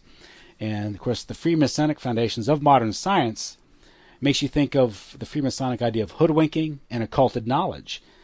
So if you look at science in that context, modern science is largely a control mechanism, right? I mean, right, right, absolutely, yeah, yeah.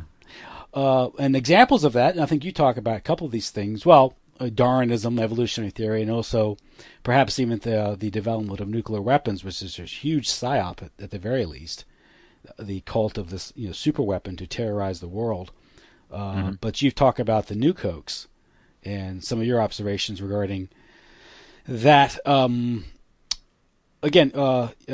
You've looked at some of these photographs, some of the claims of nuclear weapons, some of the destructive power, and I guess you could say you're skeptical.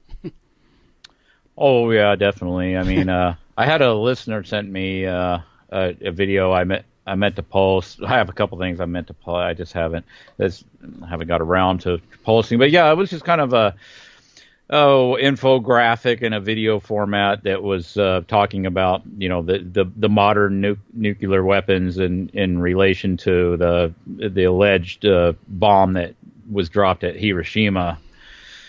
And I mean, it was very, I mean, to me, it's just like, now I think like it was, the intent was to, which is, the whole purpose and intent, I believe the whole concept of nuclear bombs is to terrorize the you and me and all the other slaves out there to be afraid, of the impending doom, if we don't get if we don't get behind our leadership, right? So, we need strong government, we need big military, we need to have possibly world government, right?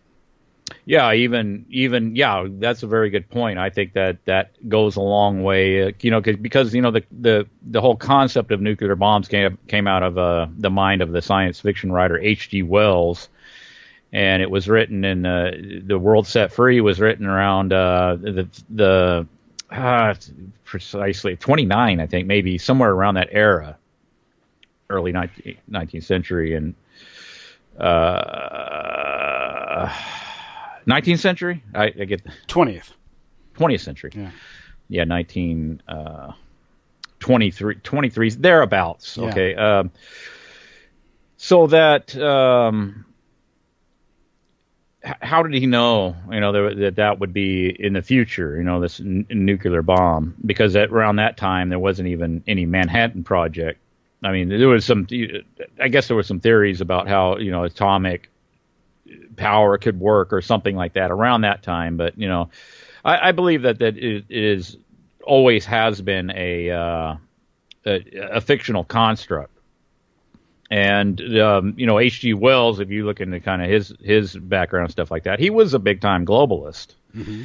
And in this book, I've read some excerpts out of this before, but there is a lot of that sort of thing, this advocacy for world government. And that was one of the things that was presented. I haven't read the book in its entirety, but I've went through, I've skimmed it, I've kind of looked at some stuff that's in there.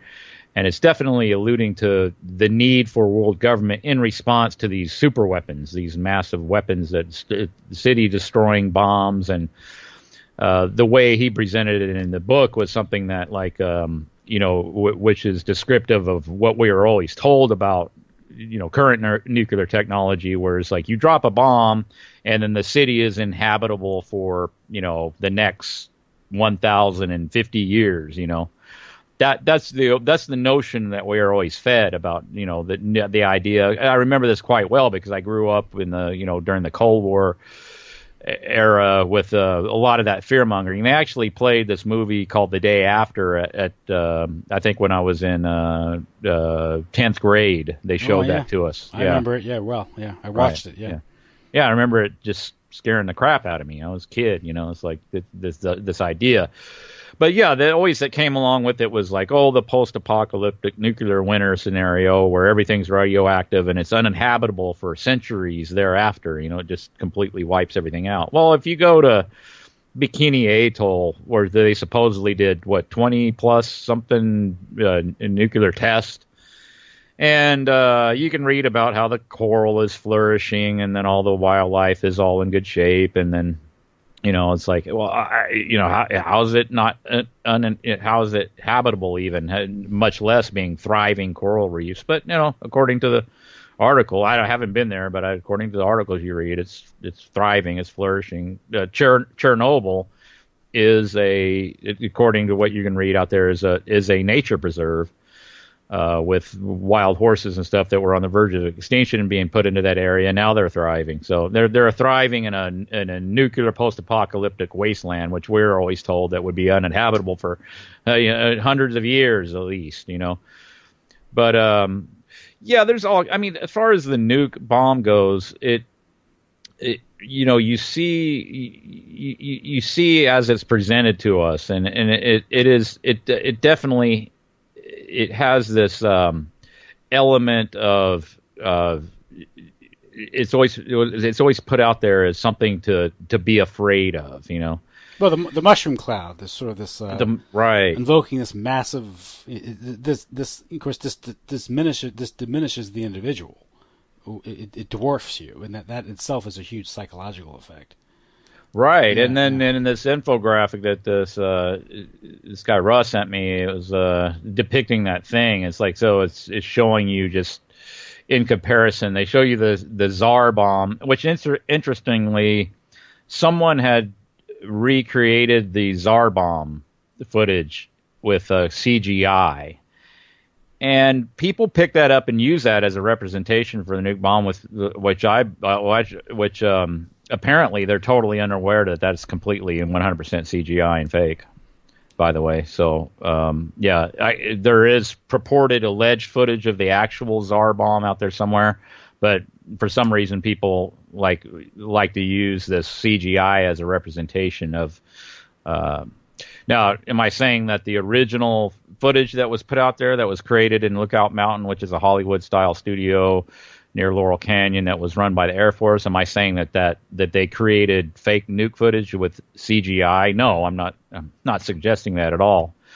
The technology was not to anybody's knowledge around then to be used for such a thing. But that doesn't mean that they couldn't fake stuff and put it on film. You know, it's like they came out with a movie about a 30-story tall genie called The Thief of Baghdad around that same time. And I believe that was sort of done as an inside joke, because if you look at subsequent propaganda about atomic energy and atomic weapons, they use the analogy of we got the genie out of the bottle now. And they had some Disney propaganda cartoons and stuff like that depict that you show you sort of going over the quote unquote science behind nuclear power, nuclear bombs, and they use a genie, a cartoon genie, as a representation of that. And it's I don't think it's no coincidence that they came out with The Thief of Baghdad in 1942, 40 something, right around the same time that the Hiroshima and Nagasaki was about to be presented to the world. And so there you go, a 30-story tall genie. I don't think anybody has a notion that they actually had a dude that's 30 stories tall, the star in the film. So it's a pretty safe bet that it was movie magic, fakery. Mm-hmm. Was it good and compared to what we have now? It's like or convincing. You know, did he really look like he was in the scene? No, not exactly. But you have to also have to incorporate into that you're talking about Hollywood movie, a popcorn film for people to go see to be passively entertained, and nuke footage, which would be done by the Air Force in a Hollywood studio that basically has an unlimited budget, because the military, the sky's ceiling on their budget, right? Yeah. I think everybody understands that. So if you think that that's impossible for them to fake that footage, I think that requires some re-examination, because I don't think that's a maintainable position. Well, some of the footage that we have been given does appear to been faked. Layering, there's apparent layering going on. Some of the explosions, like at the beginning of Atoll, where there isn't even water displacement, right? Well, at least none that I see. Wouldn't that cause a tsunami? Am I wrong about that? Probably would, I would think. It would have some. Yeah, it would. They supposedly blew it up underwater, right? So you have problems.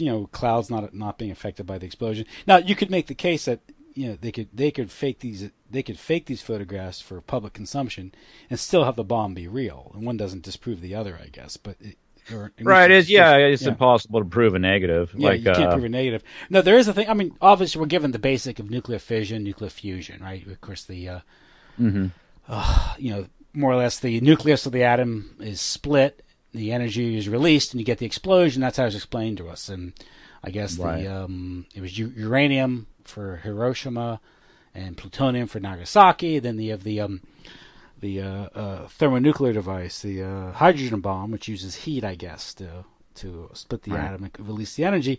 And we're given that as an explanation. Of course, that doesn't really tell us how it's done, whether that's possible. Nuclear reactions are real. We can get that, supposed, I guess, some money.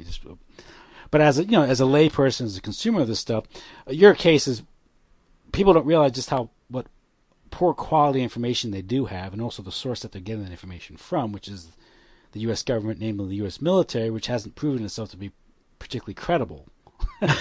Right? Not really. I don't think they are, but it's like they have the footage though, and I think that's what people will point you to. And then they also have footage of eyewitnesses being there to see the dang things go off. Yeah. Patty, can you deny it? It's real. It's there, And then there was Hiroshima and Nagasaki. All those witnesses that saw it, they were there, and it's like, okay, well, now how do they see it and not have their eyeballs burn out? Because they told you that you can't look at it directly, right? But I guess if you're at the Nevada proving ground or test grounds or whatever, you can wear goggles or whatever and see it. But then again, that begs the question: is like, well, what exactly did they see? And since what you'll often get in a counter argument to this idea, when I point out, and it's at hoaxbusterscall.com. If you go to my YouTube channel, there's a link at the top to my YouTube channel. You can go find that nukes don't exist video where it's presenting to you something that is a physical impossibility, which is part of the explosion to stay static through multiple frames. Mm-hmm. Now, I've had some criticism of that. There was I guess from what I can tell, it's pretty popular, like a skeptic, quote unquote, channel. What are they called? The Drunken Peasants or something like that. And they did a critique or an analysis of my video. They actually did it twice, but then so I took a look at it and I said, okay, yeah. So what are they going to give in response to that? And essentially, now that was the main thrust of my video, was to point out, it's like, okay, here's something that is evidence for nukes, and it's showing you something, it's presenting you something that is a physical impossibility. So either you have to go into doublethink to say, well, that it is of course it's not possible, or maybe you can propose something like, well, maybe some of the footage is fake and we don't know, but then the bomb is real or something like that. Which, yeah, you could. I can't counter that argument. That's like, there's all kinds of possibilities with that. But my conclusion is that, well, I'll put it this way: is first I wanted to go over what the quote unquote counter argument was like, well, since I'm not an expert and I'm not a nuclear physicist and I don't know how all that stuff works, I'm not qualified to comment on or to critique the evidence. Then that was the gentleman's statement immediately following his critique of what he was seeing. Mm-hmm. So it's like, so he immediately contradicted himself in the same two sentences. So it's like, well, yeah, you can't really establish it as real without going into circular logic and then saying, well, it's a nuke because it obviously is a nuke because it's a mushroom cloud, and we know what a mushroom cloud is because a mushroom cloud is a nuke, and a nuke is a mushroom cloud. And it's like, well, no, it's circular. You're going into circular logic. So what it really comes down to it and amounts to is like, well, the authorities told me and I believe it, and that settles it. So that's really what you're running into. That's really their argument. It's like, you're not an expert, you're not an authority. The authorities told me this, so in order for this not to be true, I need an extraordinary amount of evidence to disprove your claim that this is fake. And, telling me and presenting me, showing me something that's presented by the officials as being an absolute defiance of the laws of physics is not enough for me. I need more than that. And it's like, well, no, for me, that's all I need. Well, I could also offer this to you, too. It's like, okay, you consider the source, which is the U.S. military, which are some of the biggest liars on the planet, number one.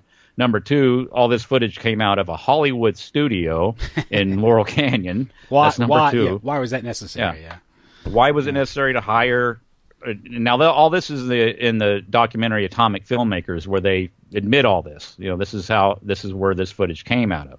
Why did they have to hire Hollywood special effects people to work in the studio? Why do you need to hire these high overhead individuals when typically the military does all their training? When I was in the military years ago, I went to training to do my job. They didn't have to hire me out of with a skill already. They teach you the skill when you go in. You don't think they could teach Well, they do. They have journalism classes and stuff like that. You can get in the military and take these things. How to operate a camera, how to do all of that.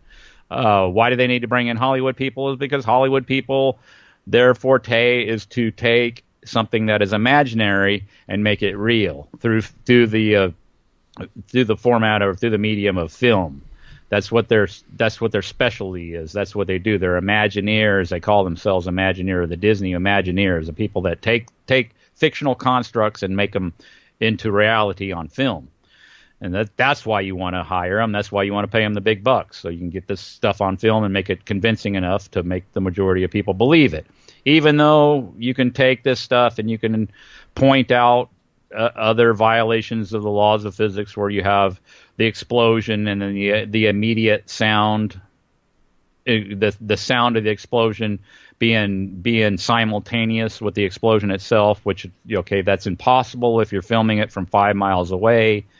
What are you trying to tell me, that they had a microphone right there that didn't get destroyed by the nuclear blast that was on the scene recording it? Or is it more likely that it's fake? To me, it's more likely that it's fake, because, you can't, even with nuke bombs, you can't violate the laws of physics. An explosion is explosion. Doesn't matter how it was generated, it's still an explosion. And then that explosion has to adhere to the laws of physics. And you can't have an explosion freeze in place over multiple frames. Now, there's no video or film anomaly or anything I know that would count for that. Now, if there is, there should be precedent for that. There should be other examples of that. But so far, nobody's even alluded to anything close to an explanation for that. And I conclude that the best explanation is like why you see that discrepancy, and you see all these other discrepancies. And like when I got first introduced to the subject with a gentleman named Jesse Waugh, who put a video out just simply critiquing the footage and pointing out, they say, okay, here's this camera, and it's the famous footage where it's destroying a 2-story house. We've all seen that, right? Mm-hmm. With the mannequins inside. And it's like, well, the explosion is coming from behind the house, and it's leveling the house and everything in it. But the camera doesn't even so much as vibrate, shimmy, move whatsoever. It just stays rock solid. It's like, that doesn't make any sense. That makes absolutely no sense. And then, he's pointing out other things, discrepancies in this and just the overall look of it. Now, it's very good special effects for its day, but now to the modern eye, you start scrutinizing this stuff. And subjectively, to me anyway, it looks very fake. Even though, in a lot of instances, you can't pinpoint it to any specific thing. But it has this fakeness to it, this fake quality to it. Now, when you're getting into the sound and stuff being simultaneous with the explosion, you're getting into specifics. You're getting into you can get into a true debunking of the evidence for nuclear bombs when you can point out that here it is depicting something that is in violation of physical laws of nature, reality, common sense, physics, whatever you want to call it. So that is how that's how I established that the footage is fake. The footage is fabricated, and it came out of Hollywood studio again. And then again, the biggest liars on the planet is the one that cooked all this stuff up. And then we know that there's a definite. Then you may ask yourself, well, why? What's the motive? And it's like. It's the biggest motive of all time is to control masses of people, to control their minds. It's the most highly developed science ever on the planet, is how to control and manipulate the human mind. Duck and cover, right? Duck and cover. Yeah, and you've seen that. And that's pure propaganda, and people can see right through it. People make fun of that now. It's like, oh yeah, you're going to duck and cover. And it's like, it's obviously fear-mongering propaganda. Because what are you going to do with a bomb that's going to... I prefer to be atomized under my desk. Like, why? Mm-hmm. It's like it doesn't make any sense. But it's purely propaganda. Or you want to sell bomb shelters.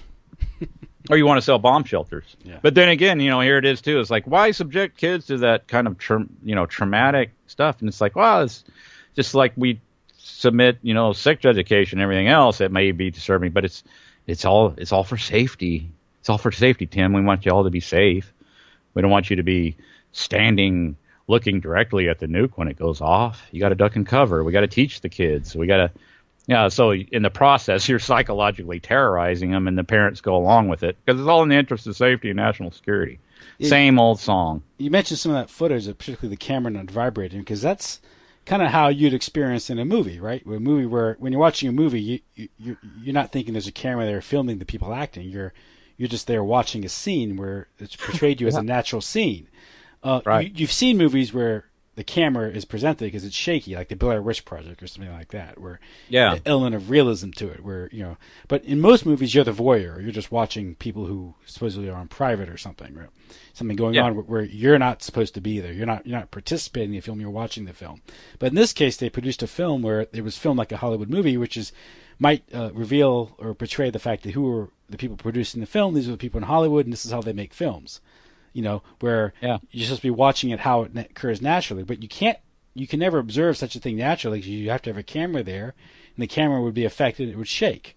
But they want you to see it as supposedly how it's like in reality, like it's not being filmed. It's how you're witnessing it yourself, But you wouldn't witness it that way because the camera because it's supposed to be depicting something real, and something real would be subject to the known laws of physics. And it is interesting to point out that I think it was at least the Disney Films was more or less taken over by the War Department in 1942. They marched in there and said, "We're taking this place over for the duration of the war."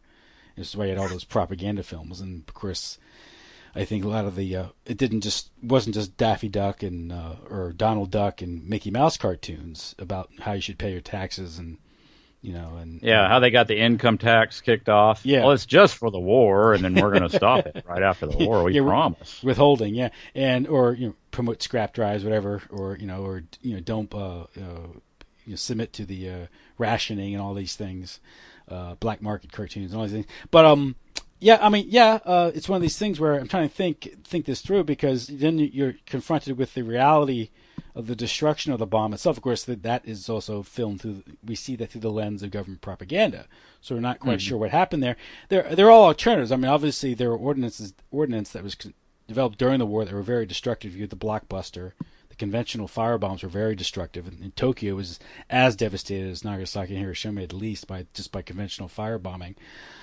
Could be some form of fuel air bomb, perhaps, an alternative to the nuclear bomb. These fuel air bombs, how they operate, they explode in the air. They spread out, and little independent devices apparently explode. So maybe there's some other. See, I'm just trying to think it through how this could be pulled off. Now, of course, the motive, as you said, is obvious. It's terror. It's control the mind through fear. But how do you like a good question, like how do you fake that in front of thousands of witnesses, like in Hiroshima and Nagasaki? And then now I've heard that they passed laws where you couldn't talk about it. I couldn't find anything to confirm that or not, but anyway, like if it just takes you can think it through. Well, how could that possibly be? How could they possibly do that and get away with it? Well, for one thing, there was a guy, Brian Staveley came on and he was in the chat on one of the calls, and we were talking about this, and he said, my grandmother, she was there in Hiroshima, and it's like, oh, okay, what went down? What did she see? It's like, well, she was in the bomb shelter, so she didn't see anything. It's like, well, yeah, because they evacuated the people out and they go to bomb shelters. So if you want to know how they pull something off like that, is like, duck and cover, go hide, and then we're gonna do it's like it would be like here. It would be like this as analogous. I think this is a pretty good analogy. Let's say I wanted to get into the magician. I wanted to get into doing magic on stage magic, and I go up and say, oh man, I need to do this. I always like to do this, the rabbit in the hat thing, and I get on stage and, like, okay, everybody, I'm going to pull the rabbit out of the hat. Everybody, come on now. What I want you to do first is I'll take your hands and put them over your eyes give me about 2 minutes, and I go fumble, and I get the rabbit out of the cage, and I stick it in the hat and everything. Would everybody be entertained by that? Would that be magical? Would that be, how did he do it? How did he do it? It's like, no, I think it's as simple as that. When you're coming to nuke bombs, everybody was down in the bomb cellar for the most part. But let's say you did have some stragglers that saw it. What did they see? Well, they saw an explosion. Was it a bright flash? Now you can go dig this stuff up about the military had magnesium bulbs that they would carry on the bottom of bombers with the whole under the whole pretense that we can set these things off and we can see at night. And I said, oh, that makes sense. You know, they could map stuff at night or find their way around at night. So they say that they could set these things off. They had magnesium in them, like big giant flash bulbs that were affixed to the bottom of the bombers that they can light up the night sky for reconnaissance and all that. So that totally makes sense. And yeah, and you can go pull this stuff and read it. It's like, oh, I wonder if that would that simulate a flash of a nuke? So you got your flash, and there's evidence for there that's definitely something that could be done. I'm not saying that that's what they did do, but I'm saying that you could find evidence that that's possible. And then what do you need then? Oh, you need destruction and fires, and then you need eyewitnesses after the fact, which were given to you by a gentleman. It may take a second for me to look up his name. That was in Skull and Bones, and also connected to the Jesuits, and a Yale graduate, and one of the pioneers of new journalism that incorporated fictional storytelling. That's what he's accredited to. And he is the guy that brings you all the Hiroshima first-hand eyewitness accounts that were put out into all the newspapers in the U.S. and all that stuff. So, yeah, so you have all these, you could point out to like where, you have this, okay, wartime scenario. So how absolutely controlled is everything in a wartime scenario, right? You don't talk, you don't do this, you don't do that because of national security. We got to keep everything locked down. Can't let people talk. You can't speak freely. And it's like all this secrecy around the atomic bomb and all that went on during all those years and all the compartmentalization. And you're telling me that they couldn't have faked this thing? Yeah, I mean, the same process, but while they went about developing it through compartmentalization could be a very effective way of creating a fake situation, because no one really knows the whole story. It can go both ways. You're right, yeah. Is John Hersey. He's a Pulitzer Prize-winning American writer and journalist, considered one of the earliest practitioners of the so-called new journalism, in which storytelling techniques of fiction are adapted into nonfiction reportage. And the president himself might even think it's real. Well, it could be. Harry Truman, Harry Truman didn't know anything about the program supposedly until he became president. He was told. Well, the more people that aren't directly in the know, the better. I think that the way this stuff can work. And so you have this highly regimented, enforced secrecy surrounding this whole thing from beginning to end. Supposedly, they didn't know this thing was going to work until like 2 weeks before they dropped it. All this other nonsense, and then it's a fairy story, and it's like it's created in Hollywood studios, presented to the public, and then now when you propose the idea that this could possibly be a hoax and be fake, you get all this anger and derision. Like, how dare you say that my grandma wasn't killed by a nuke? That dishonors her death. And it's like, she was killed in a firebomb. My apologies, but what does that have to do with anything? You get the same resistance with, obviously, because people have internalized this. It's become how they understand the world, and they've been told this through the authorities, through the media, and it's just to entertain the idea is to shatter their vision, their view of the world, their worldview, and that's people don't take kindly to that generally. You get the same. Yeah, effect. It is upsetting. I understand, and it's some of the skepticism towards the Holocaust narrative. You get the same reaction. Of course, with that, there's a lot of politics at stake with that narrative. Same with the nuclear bombings. So there's the narrative that is, again, if it is indeed a psyop, and that's how you can use that fear to control society.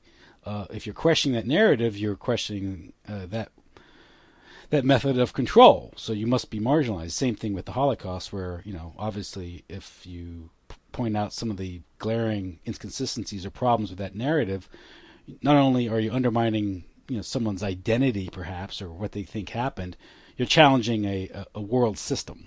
You're talking about real political power here, and that they're not going to take kindly to some guy standing up saying, well, I differ, or I'm a little skeptical here. Can you answer this question? They're not going to put up with that, because there's No, a that's not lot of allowed. money and power at stake here. So No, there's no venue for Yeah. challenging the premise, right? Yeah. You'll hear all this political discussion and stuff like that, and so we got a new president, and like, how does he address the nuke issue?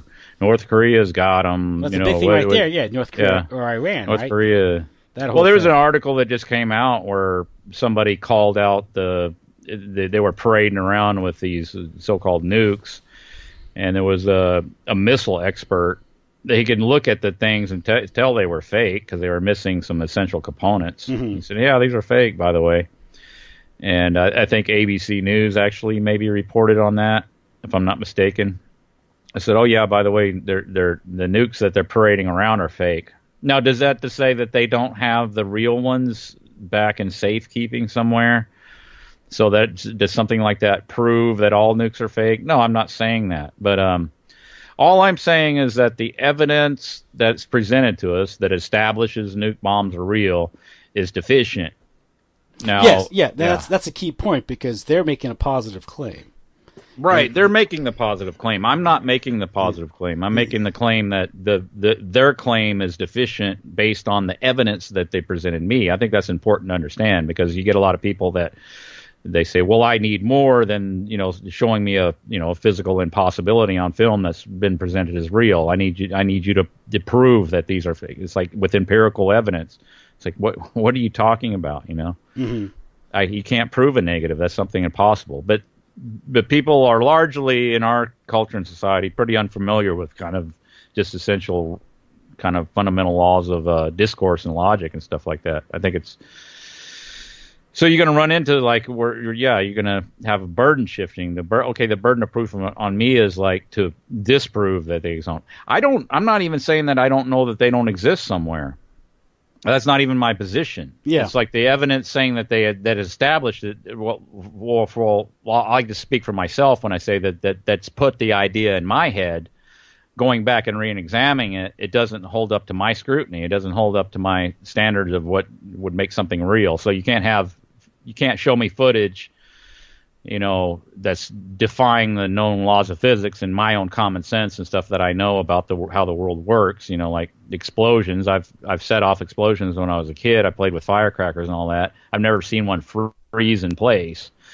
Doesn't happen, and it would be in violation of the law of physics. So it's like now you can come up with an idea that the laws of physics were suspended because the power of the nuke explosion maybe opened up a rip in the quantum foam and then caused a shift. Let me get sciencey on you. A shift in time dilation protocols so that it interrupted the. I don't know, dude. But no, I mean, that's what I get though. That's what people come at me with. Yeah, not that word for word, but paraphrasing it. Yeah, just like remember they were introduced to us in the context of a horribly destructive global conflagration, a world war, where people were trained to be very credulous, not questioning, just to salute, follow orders, and they lived on newsreels and things like this was their source of information. And the pipeline for information was so narrow at that point because it was done through the Office of War Information. Freedom of the press was virtually suspended during the war. There was no critical, assessment or analysis of information. There isn't today, by the way.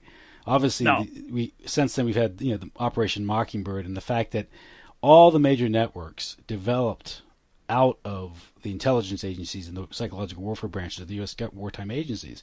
So the subsequent coverage of these events will be the very same people who faked the events, and all the information we're getting are from psychological warfare agents like Walter Cronkite, who's intelligence asset.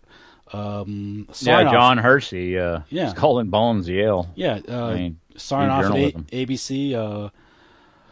The guy over at CBS News, Wayne Parley, OSS agent, Office of War Information. Former psychological operations officer for the military. Yeah, just so happens. And you get the same thing, with the Holocaust narrative, where our understanding of the Holocaust narrative, the alleged attempt by the Third Reich to annihilate European Jewry, the basis for that information, on our side, comes through the War Refugee Board, which is part of the Treasury Department, which is controlled by by Morgenthau and Harry Dexter White, who were both one was a Zionist, a Jewish Zionist, the other was Jewish and a communist, and they're getting their information.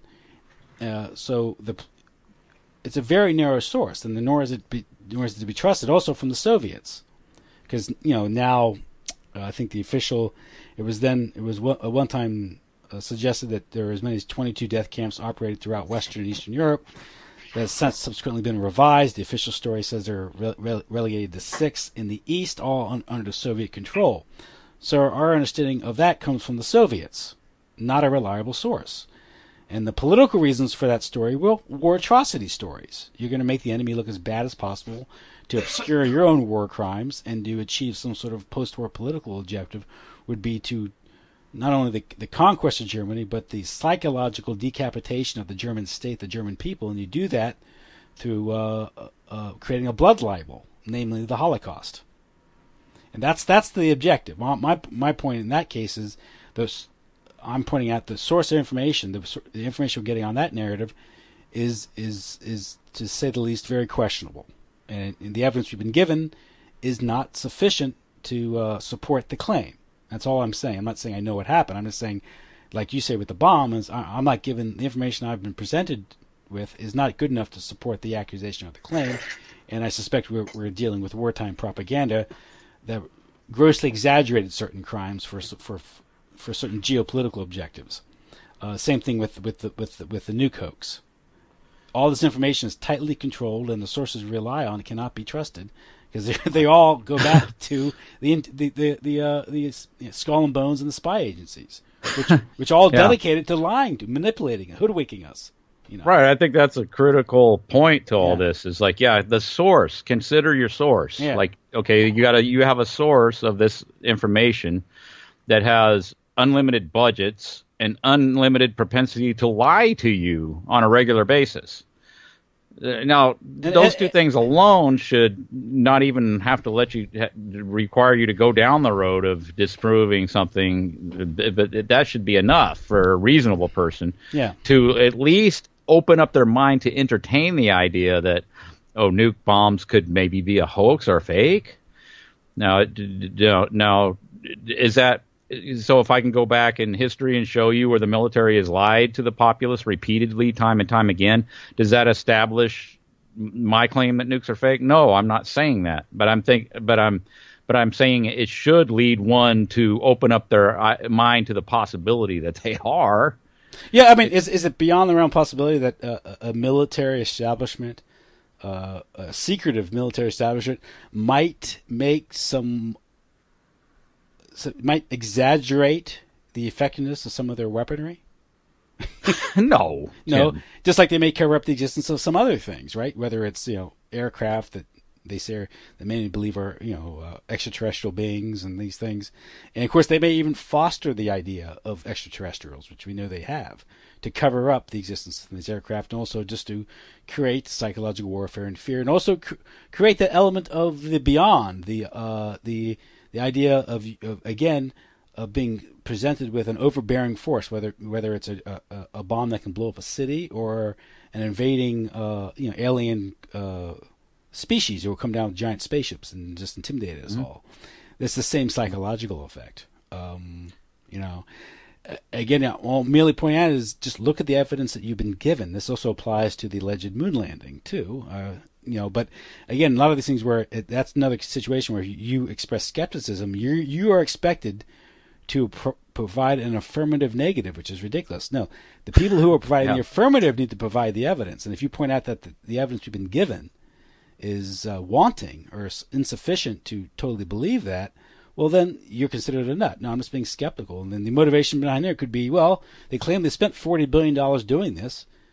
The motivation, I can look at the political motivation. You look at the Vietnam War, what it did. It was a great PR move for the government. It's also would have been a great way to develop secret weaponry programs, or maybe even the secret space. I don't know, but I'm saying do something different with the money to, the black budget. Look at the Pentagon; it's missing trillions of dollars today. Well, I'm thinking about the interview that Joe Rogan had with Neil deGrasse Tyson, and then Neil deGrasse Tyson. I think one of the things they had was an order of business that they had to go over and make sure that this was done, was that we need to dispel this silly notion that we didn't really go to the moon. And Neil deGrasse Tyson, there being representative of science, was going to set Joe Rogan straight and set everybody straight.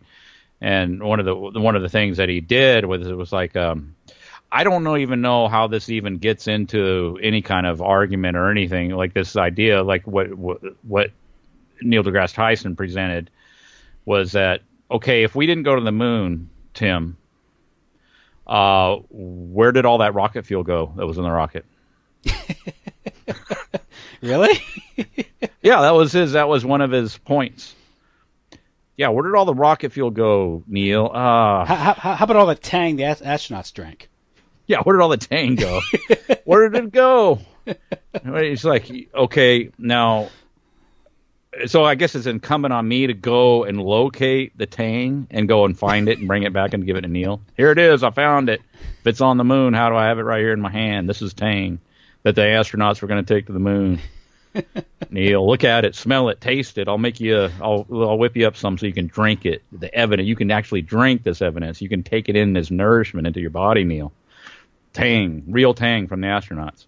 Well, if you point out the fact that NASA did have a stage, and they did build like a 50 diameter foot moon model or something that they destroyed for some reason. You didn't give it to Smithsonian Institute or something. Well, you get these arguments too. Here's another one.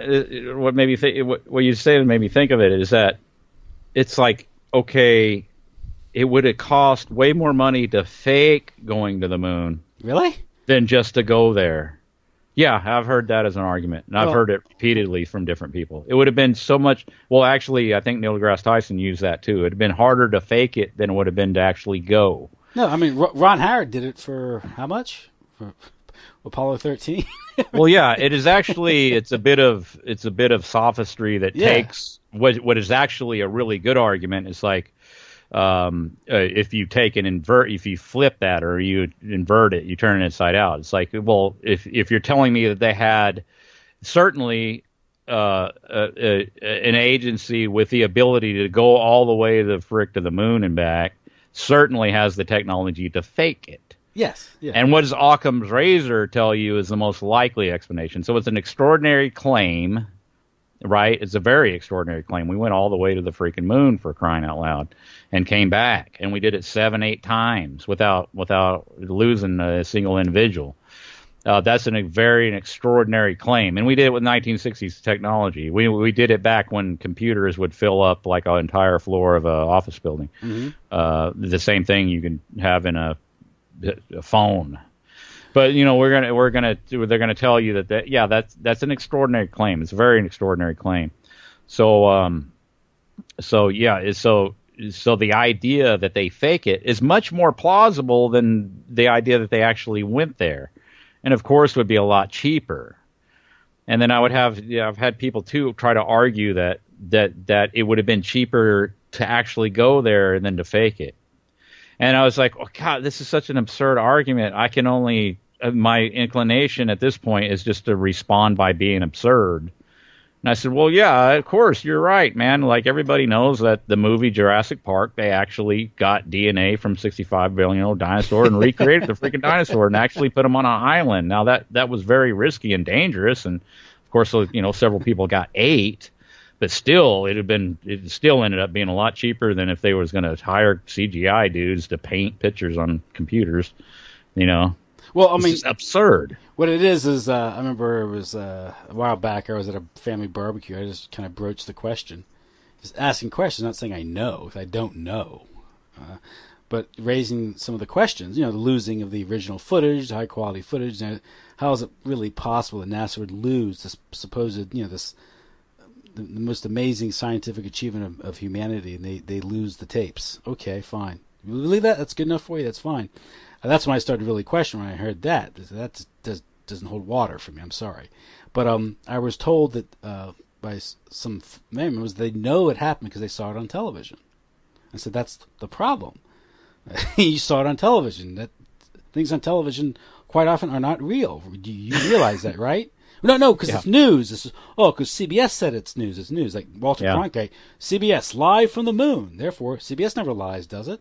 The former psychological warfare specialist, hasn't it, told me, so it must be true. The voice of Moloch. Of course, is that common knowledge among the the voice of Moloch? Bohemian Grove told me, so it must be true. And I said, Cronkite. But people don't. The point is, people don't know who these people are. Yeah. So, like when you say that, so did you know that he was head of psychological warfare for a while? William Paley, the guy at CBS for a while. Did the average person know that? No, they don't even know these people, but yet their word is somehow gold. Yeah, and you're in a studio, you're watching a production, and because it's labeled news, it's real, as opposed to watching a movie where you suspend critical thought, you just watch the movie. But, she said, I saw it on television, and now, it was a young girl, she saw this, it was amazing, so it's a big part of her identity, so it's hard for her to accept this, and also just to get out of her everyday life of family and all that stuff. It's just it's upsetting. So it's so they actually get mad. I mean, I'm just saying it. But I said, well, you saw it on television. I saw a T-Rex eat a man off a toilet on television at the movie theater. Did that really happen? It looked and quite frankly, it looked more real than the moon landing because it was higher resolution. Yeah, a lot more information going into your brain telling you it's real. So now, but that's people's reaction to these things. But this is science again. This is This is the age of science. This is the politicization of science. Another example is various claims regarding evolution and dinosaurs. Where I'm not saying I don't believe in dinosaurs didn't exist, but I am aware that some dinosaurs that they say have existed, they say don't exist anymore, like the brontosaurus, because these things were just recreated in a studio in a museum and put on display. And it's just. We don't believe all their claims because what their claims themselves are on their face absurd. Because you've watched some of these nature shows, they make these detailed affirmative claims about how these things existed, how they lived, vision based on acuity, the T-Rex and these things. They don't know this. They know this from fossilized bone. It's ridiculous. In the case of the original dinosaur, one tooth, and they reconstructed a whole creature out of one tooth. There was a story. Now, I'm not saying I'm not saying all paleontology is a fraud and at some point in Earth's past dinosaurs did not exist. But I do know that there is a political and also a commercial agenda to dinosaurs because they've been marketed massively. And they do promote a certain worldview. One is this sort of this delegitimizing or I guess shrinking our own identity because they create this billions and billions of years and this stuff. So everything we seem so small compared to the universe and the age of the Earth and these things. But there was recently a football player for the Miami Dolphins was talking about some of his conspiracy theories. Now, he gets into things like mermaids. He started talking about dinosaurs. This is what he said. He says, I go to the dinosaur museum, and they tell me, oh, man, you see the fossils? Then you might see one bone that's the actual fossil they dug up, and everything else is just pieces they put together around the fossil, and they created this T-Rex. I went to the dinosaur museum, and they told me most of the fossils on one dinosaur, everything was completely false. So you just made up fossils, just a piece of a leg. But they create a big, massive creature. It just don't make sense to me. And of course, the article goes on to make fun of this football player. But he's asking a fair question there, right? I mean... Right, yeah. I think what that serves to do, which I think kind of having some insight into how propaganda works and stuff like that, is that by looking at this stuff for years, is that they could show you like it's always a red flag when a celebrity says something to me. It's no matter who they are, and then you got sports figures and stuff like that, and people will of course pay attention to them just because they can throw a ball through a hoop for some reason, and so they parade these people out there, and then they'll say something like very, very logically sound, like, how do you get this construct out of this one little sliver of bone out of the ground? How does that work? Very sound critical thinking right there. And then, the next couple of sentences later, he's saying, I believe in mermaids. I believe they're real. It's like, have you ever seen one? Just like, no, I just believe it's a very unsound thinking, Yeah. But that's, again, it's a way to marginalize that type of thinking. Totally marginalize it. And then you got the other guy, I guess I think he was a basketball player too that came out against dinosaurs, and then also advocates the idea that I believe the Earth is flat too. Yep. So that is part of an agenda that's been ongoing, is this flat Earth thing, where they slather this all over the internet. And it was very suspicious initially to me when I first ran across it, how it just kind of busted up on the scene, just very kind of spontaneously. Everybody's into like analyzing this kind of all these different arcane details about,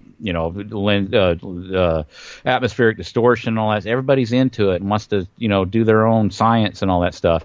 And then it's like, well, I'm coming upon this like trying to offer critiques of Darwinism and stuff for a long time, and it doesn't seem like there's that much interest for the average person necessarily to want to go into it or go into any particulars of it. Even people who are proponents of it and believers in it. I had a guy, Jason Calvalito, that writes for Skeptic Magazine and all that, and he was on talking about ancient aliens and all that stuff, which, I agree with him with his assessment on that. It's like a lot of bunk and a lot of hokum and stuff like that to establish it. But I wanted him to go into the idea of the multiverse, because I think the multiverse has implications as far as like what is the super from the scientism standpoint. Then now they're interjecting this idea that there's a multiverse out there. Well, if you're going to buy that, and it's a scientific theory, is like, why shouldn't you buy it if you're going to buy into Darwinism and all that? Why shouldn't you buy the multiverse? And he's the one that brought it up. Actually, I didn't even. And then I get accused of trying to change the subject. No, it's right in line with the subject. It's like, okay, if you have a multiverse and you have this idea out there that, okay, so there's unlimited multiverses out there, right? So every possible configuration of matter exists somewhere in the multiverse. So that establishes Bigfoot, that establishes Logsec, that establishes fairies, that establishes, T-Rex or whatever you want to put it. There's somewhere in the multiverse. Somewhere out there, there's a alternate universe there's a copy of me, but I'm evil and I have a goatee or something. Right? Yeah, and everything else is exactly the same except for like you have a goatee, and then like in this universe you don't or something. Yeah, every possible configuration exists because we're talking about infinite multiverses, right? Because that's the idea. But it was so in one of these multiverses, couldn't there be an advanced civilization? Well, sure there could. And let's say they're a million years ahead of us in technology. Sure, could they have figured out how to communicate transdimensionally? I don't know. That may not be scientifically sound, but I don't know. Maybe, sure. Why not? I mean, anything goes in the multiverse, right? Mm-hmm. So how do we know that all this paranormal stuff is coming from some interdimensional? And then, of course, then it invokes the ideas of demons and spirits and all that other stuff. So it's like, is that what's happening now? Is like scientism establishing the idea and giving quote unquote scientific backing to this? Because certainly by inference you can draw those conclusions. Yeah. That goes back to the but So maybe ancient aliens are real. Yeah. Maybe it's just transdimensional, higher developed beings that have, maybe screwed with our reality or whatever came over. I mean, anything goes. Anything goes in the multiverse. There's no limits to it. It's limitless. It's limitless configurations of matter, infinitum, forever. It's like, and then he kind of saw where I was going and didn't like it at all. He didn't want to have nothing to do with it. And it was like, well, I mean, you brought it up, dude. Yeah. It's like you brought it up and you don't want to. But I think the point I was trying to make with that is like, this art, going into anything that's kind of, questioning or giving any kind of thorough critique of Darwinism and stuff like that. Even people like him, Jason Calvalito, who's a firm believer in it, doesn't want to go into it. And he gets mad at you because he's not a biologist. He doesn't know why you're asking him these questions. So the idea we were on the topic of flat Earth. And it was like, well, okay, why is all of a sudden everybody's wanting to get into all this arcane science and they want to become their self-science and go, parse this stuff and do curvature calculations and, atmospheric distortion calculations and astronomy and, look at the star and look at what is this? All of a sudden interest in getting into all this arcane shit, it's like science, because it didn't make sense to me, it's like from my experience is generally people aren't really interested in going into specifics. But then as it kind of progressed further along, I've noticed it's like, well, what are people using to prop this up? It's just like these.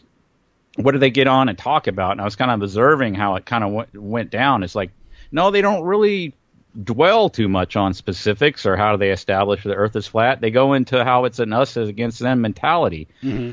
So it's like you're clearly looking at a psyop here. You're looking at people, these agents that are put out there. They're on the YouTube, and clearly it's to poison the well and to get the people on board with this idea and to adopt it through the same kind of propagandic techniques that establish Darwinism itself and all these other pseudoscientific ideas.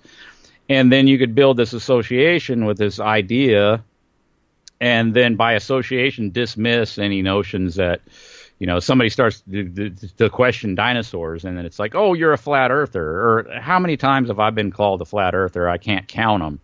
If I denying nukes, I've been called multiple times by multiple commenters on my video that I'm a flat earther. I'm obviously a flat earther if I don't believe in nukes. Yeah. Yeah, despite the questions, they don't address your questions. They just it's just usually what people are going to do is they're going to seek the closest route to dismissal that they can find, and then they're going to just use one that's been handed to them, which is the flat Earth thing. So yeah, you're a flat earther. Nothing you say has any validity. Well, the funny thing about with evolution, because there's a long history of frauds and myths that have been promoted by the advocates of evolutionary theory. Piltdown Man, was it Nebraska Man, was it Neanderthal Man that now they found out was just a man with rickets and bad posture? So, well, have you seen that?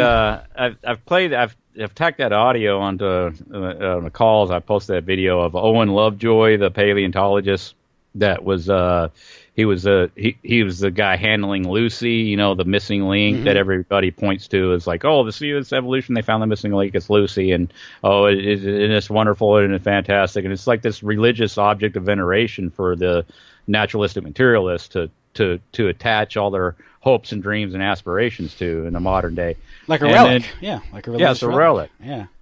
But then there's footage out there, and I was fortunate enough to get it. I got it downloaded before it gets snatched off the internet again. It was in a PBS special of all places, but it went into how they saw Lucy, and they were looking at the pelvis, and it's like it's too much like a chimp. It's really an awful lot like a chimp, and we know this is not a chimp. We know this is the missing link. So what did Owen Lovejoy do? And they actually said this in the documentary. All hope wasn't lost. And then it's like a comedy skit or something. It's kind of it's kind of surreal, like a Saturday Night Live spoof or something. It's like it's really kind of surreal. It's odd. You got to check it out. But he takes his bench grinder and starts grinding the pelvis down to make it look like it's supposed to look, which is more human, right? And then I think that a lot of this too, like you'll see this stuff and run across it, and it really is like gloating. It's like in your face. It's like, yeah, people actually believe this crap. Look at we're just going to shove it and you rub it in your face. You're literally grinding reality down to fit the theory. Yeah, literally. Yeah. You just get out the old handy bench grinder and make the evidence fit your theory, your bullcrap fairy tale, and it's like, and then put it in a museum, get Richard Dawkins to talk about it, and all these other propagandists that if they were a real scientist, they'd probably be out there doing stuff, right? Instead of they wouldn't have all this time to go out and propagandize, but. Well, is Dawkins who believes that ultimately that life began because aliens seeded the planet or something? Yeah, he's actually proposed that. I mean, he's actually at least given some kind of credence to that thought. Now, does he say when the aliens were done, they rested on the seventh day? No, I didn't ever say that. I don't know. But I mean, look at evolutionary theory. Darwin. I mean, he came from an elite family who were eugenicists, and the theory of evolution. What does this emphasize? It's emphasizing this survival of the fittest, this dog eat dog competitiveness, and all that's supporting a certain worldview that favors their view of the world and their position in the world, meaning that they're English gentlemen who are in the process of conquering the world, and it justifies their exploits.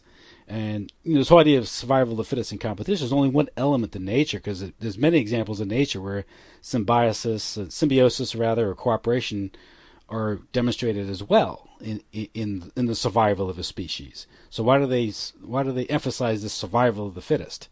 Because it's not about nature, it's not about science or reality. It's about justifying a certain economic social system that they're the ones on top at the time, and so they're going to. That's why you get social Darwinism from this, and they extrapolate from Darwinism a certain worldview and how to approach things, and this justifies the sort of same way that Newtonian physics was applied to economics and life and society in general. How economics and social arrangements weren't a moral concern. There was a science, a mathematical science, where certain decisions were taken based on mathematical certainty and not on moral principles, and this justified sort of the British way of looking at the world, British Whig economics and the British Empire, application of Newtonian physics to morality. So that's the problem with sort of this crossover of separate disciplines, and but it's also bad.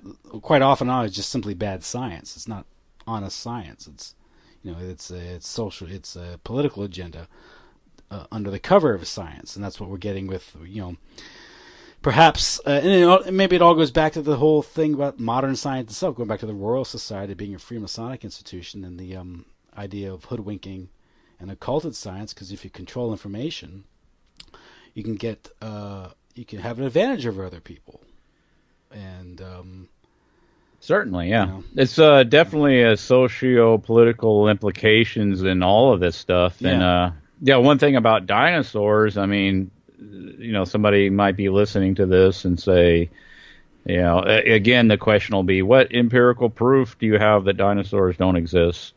Chris, you're saying this total nonsense. Of course they exist. I'll just point this out about the whole thing. Is like you touched on this with the arriving on the scene of Darwinism, and then you have the Huxleys kind of tied in with Darwinism, and then they're kind of this one world government proponents, and then of course you have the Brave New World Aldous Huxley. Aldous Huxley. All right, yeah. There was a couple of brothers, right? There's Aldous, and there was Thomas Huxley. There was a grandfather, which was Darwin's bulldog, right? Darwin's bulldog, right? Yeah, Darwin's attorney that was around the scene, and also another Huxley that was the first to come over from Europe to visit Cope and Marsh, the famous dinosaur hunters, and he alluded to something that what a fantastic group of finds that these gentlemen are finding, and they're just backing everything up of what we've been proposing about this notion of Darwinism, and then that so we have to establish millions of years, and then so we this whole narrative about these creatures that existed on the earth millions of years ago, and that kind of sets the groundwork for the idea that's established in notion. So we have all this evidence that we're digging up, but one thing that I'll just point out, and there was a recent example of this that I'll point out too, is that imagine the luck. I mean, okay, these guys come over here in some unknown land looking for some specific thing that's in the ground that allegedly got there by way of these processes that take thousands or millions of years, and so you come out here specifically looking for that, and lo and behold, they find it in abundance. It's amazing. And then you have to incorporate it into also within this idea, this narrative that, okay, there was people already living here, the Native Americans, and they don't have these bones. They never stumble across them. You have all these ranchers, and you have all these farmers that are digging up earth in the new frontier. They're not finding these things, but Cope and Marsh find them, and they find them in abundance. They find in pretty much intact skeletons and all that. If you go back and look at some of the few photos that exist of their digs, I've noticed that a couple of them look like that's not how dinosaurs' bones come out of the ground are supposed to look, like stark white. So I guess they didn't figure that out back then, that they decided to put some patina on them in subsequent finds, quote unquote. But there was a recent one, and it's like, okay, if you're that big of a believer in luck, then you go ahead, have at it. I'm just not. I just refuse to accept that as reality. It's like nobody's that lucky. What do they have, like special scent glands so they could smell dinosaur bones in the ground? How do they find all these things? It's like the supernatural ESP or something. It's like, it just doesn't make any sense. But didn't one big find coincide with a World's Fair that had a big display of dinosaurs or something? Yeah, that just happened to be going on, right? And then you fast forward to modern days, like, how come people don't find those? Well, there was a recent one I pointed out and actually made a video about it. Again, it's at hoaxbusterscall.com. I got a YouTube link, but it's like the incredible. I titled it something. I made up some smart ass title for it, like the amazingly baffling luck of dinosaur hunters or something like that. But anyway, make a long story short, they had a newscast about an amazing dinosaur find. A father and son team were out scouting around for fish fossils and stuff, which is they like to do because they're big science enthusiasts. And the son, the young boy, he's a 6-year-old boy. He made the find of a lifetime, which was a rare dinosaur, and they found a beautiful specimen there by the shopping mall that they were excavating to put in some more box stores or whatever they're doing there in Dallas area. So they're saying, oh yeah, that's wonderful. Oh yeah, that's little trooper. He's out there doing his science. He's a good boy. He's getting science. Find a dinosaur. Ooh, amazing. It's like science. So it's another one for Darwin. Throw it in the 3-point line into the hoop. Darwin wins again. Basically, I mean, paraphrase the whole thing. But it just so happened that they had a new dinosaur display that was opening up in the Dallas Zoo, like within a week of that story. Yeah. And it also just so happens, coincidentally, happenstancedly, that the father worked for the zoo. So, of course anything can be chalked up to coincidence, but I really don't think so, man. It's like, so is that just, am I suggesting, that's kind of, to me, it's obvious fraud, manipulation, and but what it also says is that there is, with these dinosaur finds, there is some mechanism in place, obviously, so they could set up these things where it's like they can announce it. Oh, we got a new dinosaur find, and it's like, I mean, how much coincidence do you need to swallow before you accept that? And well, I mean, Chris, it has to be dinosaurs. How do you explain fossil fuels if you don't have dinosaurs? Right? Yeah, all that oil that you burn in your car, Chris. Where the hell do you think that come from? That dinosaurs, man. You're in science denier. It's like, well, I don't know if I accept that premise. Yeah, and then the peak oil kind of rests on this, and also by extension, the global warming thing rests on this lie, which is the idea that, we're pulling this stuff deep down in the ground that took millions of years to get there.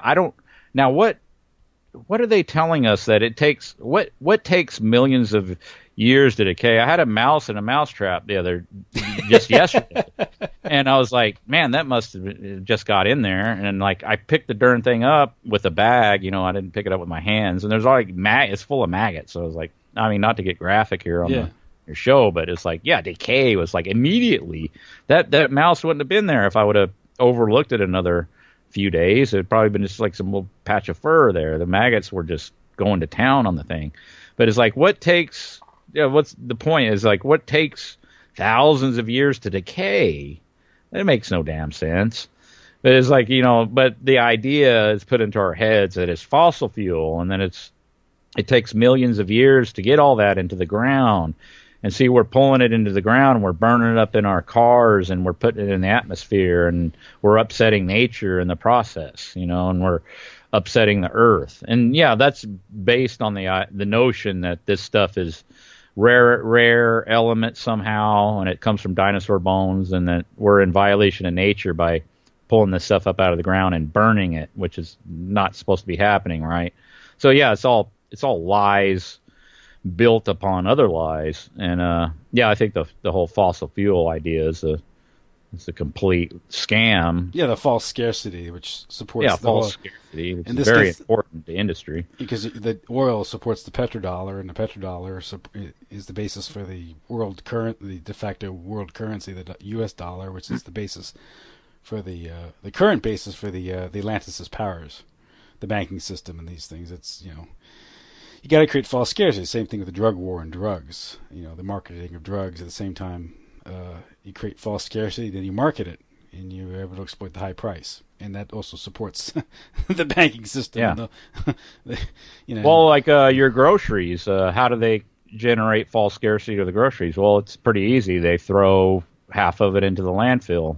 Yeah, that doesn't get sold. Well, I mean, the stuff getting your produce, from what I understand, before it even gets in, into the grocery store, they throw out every apple, pear, everything that has a little blemish on it. So that they said that usually ends up and you dispose with about a third of your produce up front. Some of it goes into hog feed, some of it goes into the ground, some of it goes in the landfill. That's before it even gets to the store. But they said when it gets in the store, I've heard figures of as high as close to 50% of the stuff ends up in the landfill after that. And if you doubt it, just go out of the way when you're in the grocery store one time and just, circle around the back and look at the giant dumpster that's got all the padlocks on it. Yeah, and if they, of course, if people spent more money on quality food, they would spend less money on medical care. But then again, they wouldn't. Of course, all these systems we're talking about are harvesting systems, whether it's the insurance system, medical, the insurance, medical industrial complex, and even the food itself is designed to create downstream profits for the medical industrial complex. False. Markets for pesticides and these things. The whole it's a mess.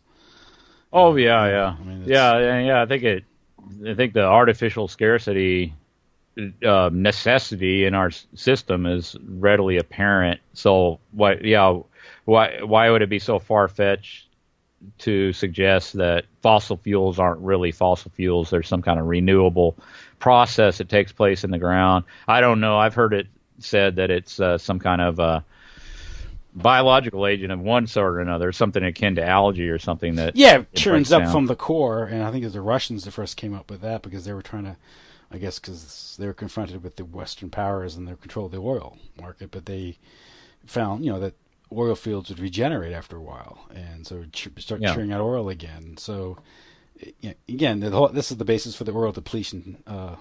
Oil depletion tax deduction that the oil companies liked. It's the basis, again, the whole basis for the idea of the oil crisis, which has been utilized. The oil shortages were utilized from time to time to cause spiking prices, to help certain oil companies. The Yom Kippur War was fomented for that reason, to cause a 400% increase in the price of oil. This is at a time when the dollar had been decoupled from gold, the closing the gold window, the ending of the Bretton Woods system, and the creation of the petrodollar. And so that spike helped the oil companies. It also created a vast pool of credit for the U.S. Treasury because the petrodollar system locked in the oil-producing nations because they would only sell their oil in dollars, which then they would put back in U.S. banks. And buy U.S. Treasury bonds with, and also buy a bunch of useless weapons, more false scarcity, airplanes and tanks they don't need. So it's a huge scam. There's all this talk about, we need alternative sources of energy, and then you have all this industry and stuff, and also kind of like the fringe elements of people like getting hobbyist engineers, stuff like that, trying to we're gonna come up with a free energy device or a magnet motor or something like that, and all that stuff's really interesting, and I like looking at that stuff. But I think petrol is fantastic. It's a renewable thing.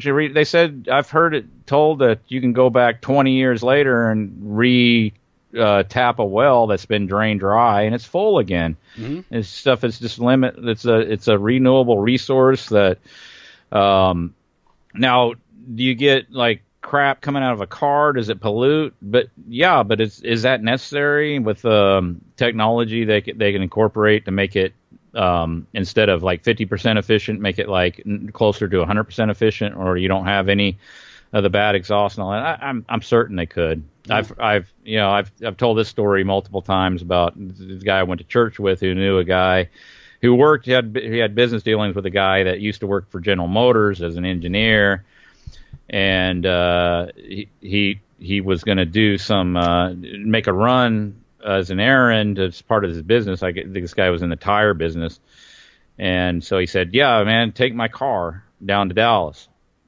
So he takes the car and he it's a big Lincoln Continental, big heavy thing, like the old cars they used to make, like 50 something model. And he said I drove that thing,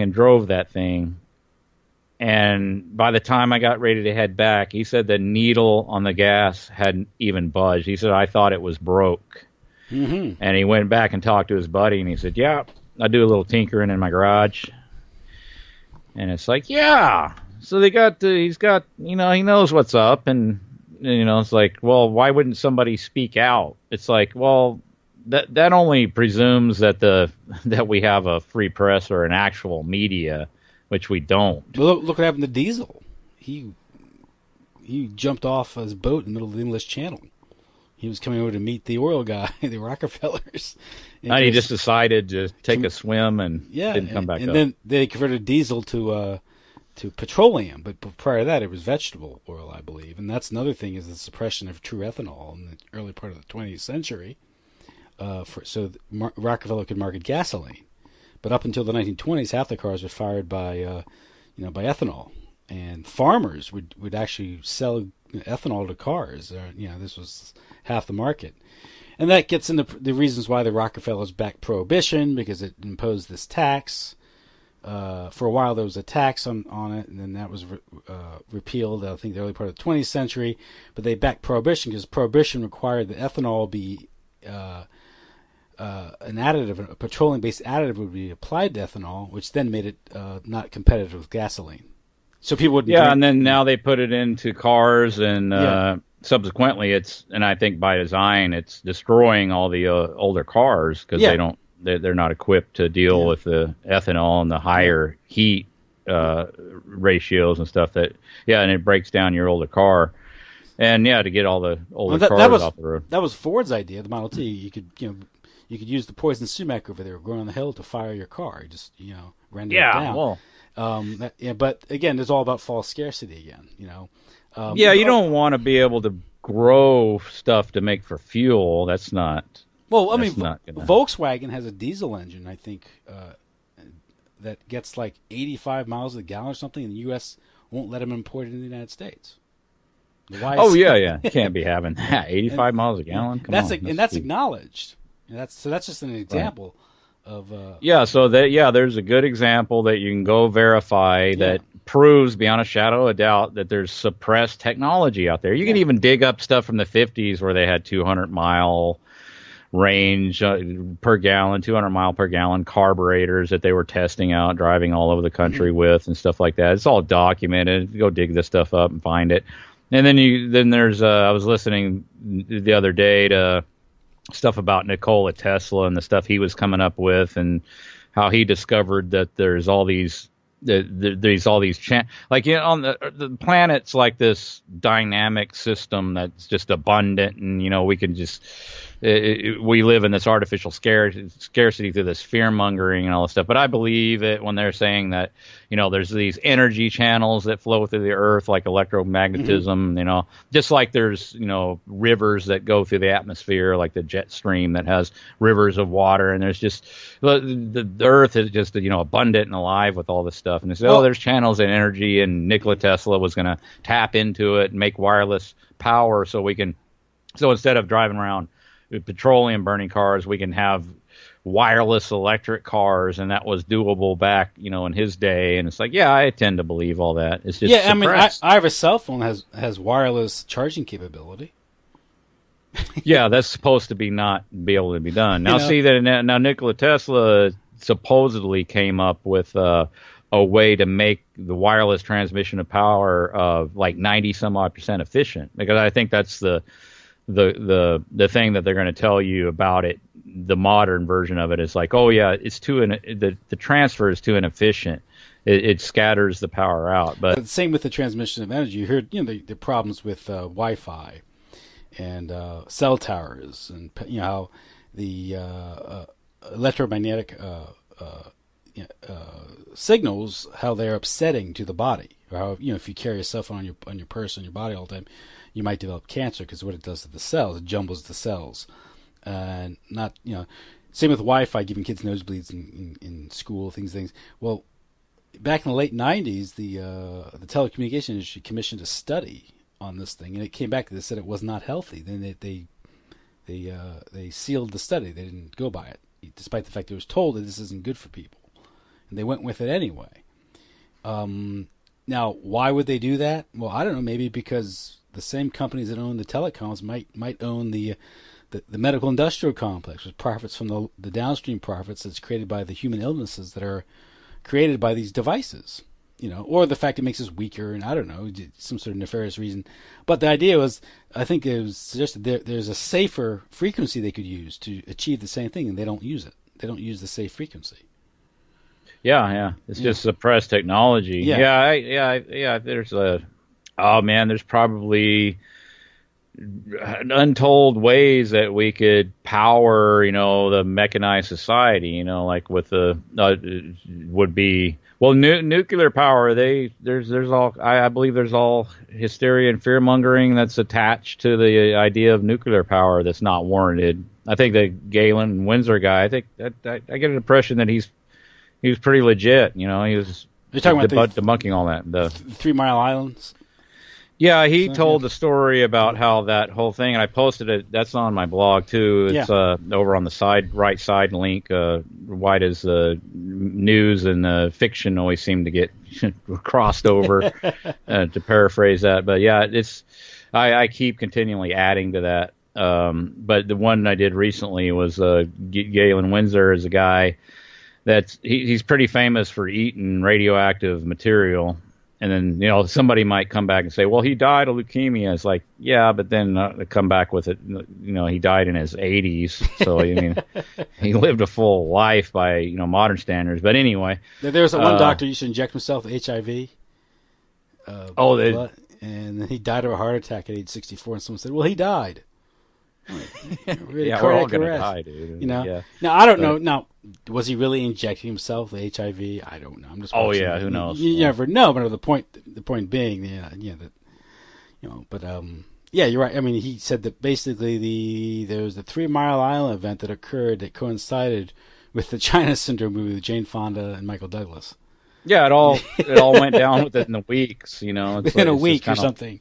Yeah, like you point this stuff out, and it's like, oh, how coincidental and amazingly coincidental this stuff is, and then he was on the Atomic Energy Commission. I forget what his position was, but anyway, he was just talking about how all that was scripted, and talked about he identified the individuals who wrote the script for that film. They consulted with the Hollywood people and put that out, and do you remember if it came out?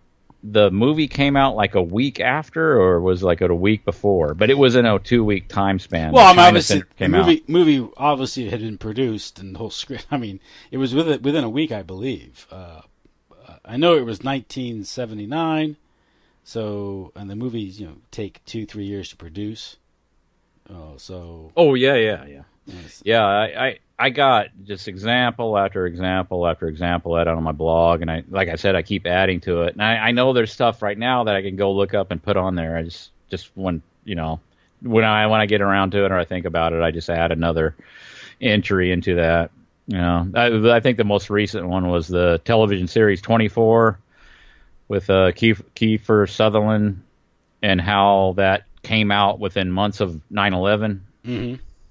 And the whole plot line is about, he's saving the world from terrorists, and of course he has to take extreme measures to torture and do what he's got to do to keep us all safe. It also featured a black president, right? Yeah, I think so, and that too. And then all that stuff is in there, and but it just so happens to come out after 9/11, And then it also happens to run concurrent with all this stuff coming out in the news about Abu Ghraib and the torture, and is the torture right or is the torture wrong? Or, I remember, I think back then I was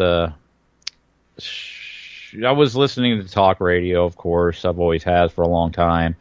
Yeah, and that stuff was being discussed and mulled over, is it effective? Is torture effective? But yeah, it just so happens that they had it all set up, this TV series, to roll out within months after 9/11 and to run alongside concurrent. It ran for like 9 years or something like that. It was a really long-running TV series, and it was very extremely popular. And I remember these talk show hosts like Rush Limbaugh and stuff used to talk about it and talk about how wonderful this show was. And so it was like they were, I think that they were given, they were told to talk about this and to bring it up and to incorporate it into their talking points and stuff like that about Muslim terror. Now, that whole idea of the merging of fiction and reality.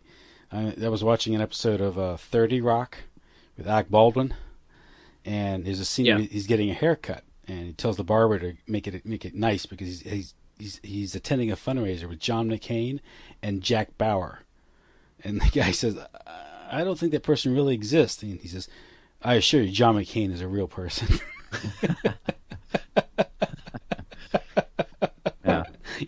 And there's also, wasn't also a movie with Denzel Washington where Under Siege or something, in New York City, there's a terrorist attack, and Bruce, what's his name? Guy from Die Hard.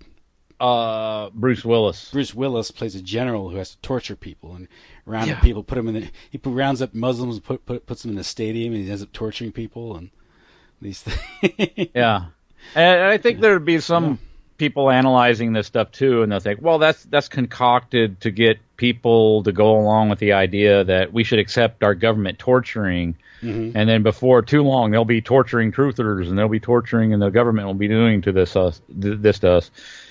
And my thought on that is, like, I think the people identified as government, I don't think, now, of course, it's depending on who you're talking about or whatever, and I'm not, I'm not just classifying the whole government, even your postman as this, but I don't think they've ever, the people identified as government, especially in the higher echelons and stuff, they've never been restrained by anything, according to what would be normally considered proper conduct on any level, let alone the law. It's like they never have. That's never been characteristic of this thing called government. So the idea that they need an excuse to torture, that's just not the point, I don't think. I think the point is to degrade the culture, to get everybody to go along with the idea that something as heinous as torture is acceptable in certain contexts, and we need to all kind of adopt that. And then so you have everybody sort of across the spectrum, certainly with I think, now what was Obama's official position on it? He was saying that he came out against it, of course, I think initially, and then later on he kind of softened his position.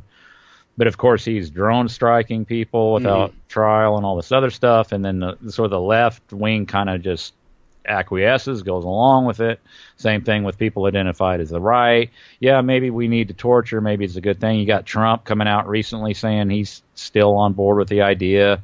I think he's kind of waffled and wavered back and forth, but I think generally the idea is that it's a good thing. But it's like, what does that do to the population? Yeah, it just degrade, demoralize, and to screw you up in the head. And then in the process, you can be made more malleable and more controllable if you don't have any kind of moral compass or anything like that. It doesn't serve to, and that's where people get it wrong. They think that all this stuff makes you liberated, makes you free. The more, boundaries you can bust down and aversions to things, the more freer you are. It's like, no, it's the opposite is true in reality. Now, with movie stars, they have a lot more latitude because their wealth and shields them from a lot of consequences of lasciviousness and all that. So that's why they're rolled out there as role models. Oh yeah, I mean, for the these population. celebrities are a great use for that. Agents of degradation. I mean, no one did more damage to the institution of marriage than Elizabeth Taylor.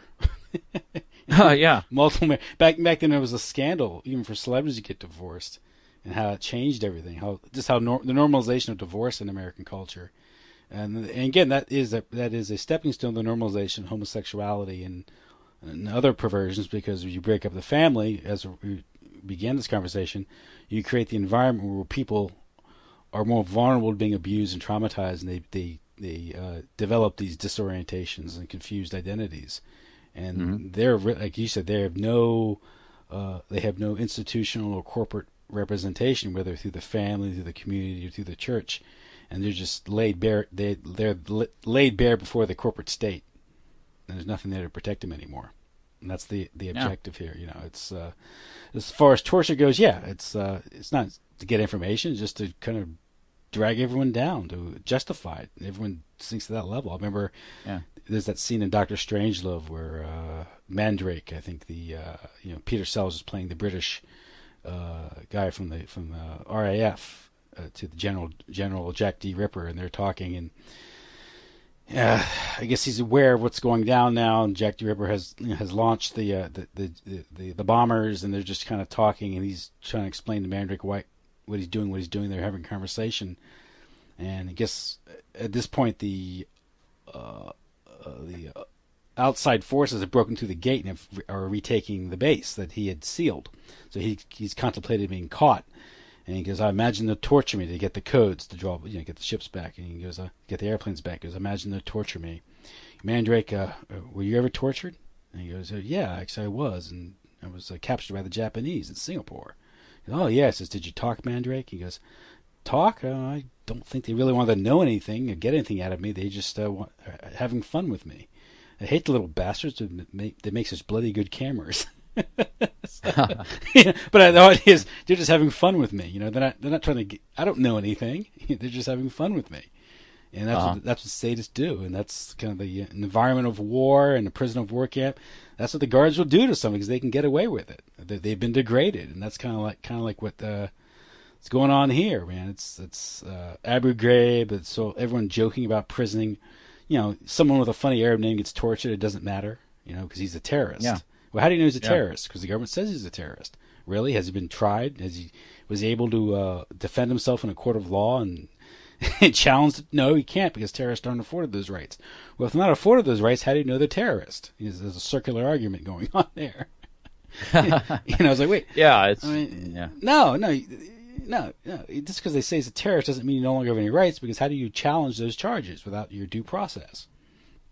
But people accept those arguments because because they don't know how to set up any kind of boundaries of their own as far as like intellectual self-defense, or how to form an argument or communicate in any opposition to anything. So I think that is the byproduct of public schooling. I think that's the objective there. I think that people get criticized for this unschooling movement, where it's like, oh, take the child and just let them just run wild. Basically, they don't make. And they said they don't even, in some instances, don't even really make the effort to teach them basic reading or math or anything, unless they want to. The kid wants to. But I think even in that scenario, you would end up with a child better off in the way of them being able to think than the products that are coming out of public school. I think yes, definitely. Because his natural curiosity won't be stifled. He won't be crushed, and that's the way the system does today, designed to destroy all those natural instincts. Of all the questions that little kids ask when they're little that annoy you, right? That gets a couple of years in public school, man. They're not asking any questions anymore. They're just kind of going along with it. They don't care anymore. Well, if they persist too much, there's always Ritalin and stuff to help calm them down, level them out. Oh, that's right. Get them. Yeah. Because today, what's done today is what they've done is they've pathologized normal behavior, like normal male behavior. Like a boy doesn't want to sit still for 6 hours in a classroom. He's ADHD or something. They pathologize that, but they normalize someone who thinks he's inhabiting the wrong body. They normalize that. Yeah. They normalize homosexuality. All this is normalized. It's no longer in the DSM. I was listening. So everything that was usually normal, is pathologized as a disease. But these things that were considered a psychological disorder, like homosexuality, transgenderism, is now normalized and needs to be, if not, tolerated, celebrated. It's not just tolerance too, because I think it's a overused term. That's not what it's about. It's not about tolerance. Yeah, it's about we have to celebrate this. Celebrate it, because tolerance is very. I tolerate if I'm outside, I'll tolerate someone smoking. I'll tolerate it. I don't tolerate my wife. I love my wife, right? And so that's not a very, if you say, how do you feel about your wife? You would say, I tolerate her. That wouldn't be a very nice thing to say about your wife, right? Yeah. But again, word games. But another example, I was listening to John Rappaport, and he wrote an article regarding colleges, and colleges are now a big mind control operation. One indication of that is that a quarter of all college students are now receiving psychiatric care. A quarter. And what they've done is they've pathologized problems. Good example, he was saying how it's very natural for someone to go off to college and feel anxiety, fear, because they're in an unfamiliar environment. They may not be performing well. They don't know if you're a girl or something. You don't know how to handle this. You may feel bad because you've been hooking up or something. There's all types of reasons why someone's going to feel have problems at college. People have problems coping all the time, especially in colleges. They might be attending classes they're not prepared for because high school is so atrocious or so bad. The education they got in high school is so bad, so they're not performing well. They're overstressed. So there's lots of reasons why you might be feeling bad, but the counselor they're saying, the psychologist is saying, is going to pathologize this behavior and call it a mental disorder as opposed to just problems in life that you can talk through. And what do? They prescribe drugs, and they prescribe these psychotropic drugs, which causes all types of effects. One thing, it initially causes great clarity and energy. Then you sink into clinical depression. And so when the student comes home, when the kid's depressed, the mother says, "What's going on here? I thought he had ADHD or something." No. He's now clinically depressed. Well, the drug is what caused the clinical depression because it's the downside from the drug. It's a reaction to the drug. But instead of acknowledging that, they say, "Oh no, the drug revealed another mental disorder. Now we have to deal with that and take other types of drugs to deal with that problem." Yeah, and then what'll happen too is you get drug dependent, and then there's obviously a financial incentive to have a bunch of drug dependent people that are dependent on your product. That's an old classic business model. It's been around forever, and so you start to go, if you decide, hey man, I don't feel right on this stuff. I feel like I'm zombified. I don't like it. And you stop taking it. Well, you'll have sort of a, your brain is kind of going to have to go into, to deal with that sudden shock and the change in the body chemistry, because your body chemistry gets off by taking this toxin, which is this so-called medication, and your brain and your body is so amazing it can kind of work around it to some degree, to an extent, to a pretty large extent, it can work around it, and so your brain is kind of forming new ways to cope, and then you suddenly go off of it, and then it's kind of the snapback where you have this readjustment process where your brain is going to be you're going to go into you can have a psychotic break, if you go to extreme, and then that will be interpreted as, well, that's a relapse of your system. Of your symptoms, so we need to maybe up your dose or get you on more. So it's like, it's just this continuous vicious cycle of drug dependency and stuff that a lot of people right now, as we speak, thousands or millions of people are going through this. Yeah, and because what happened was a deal was struck in the mid-'70s because the psychiatric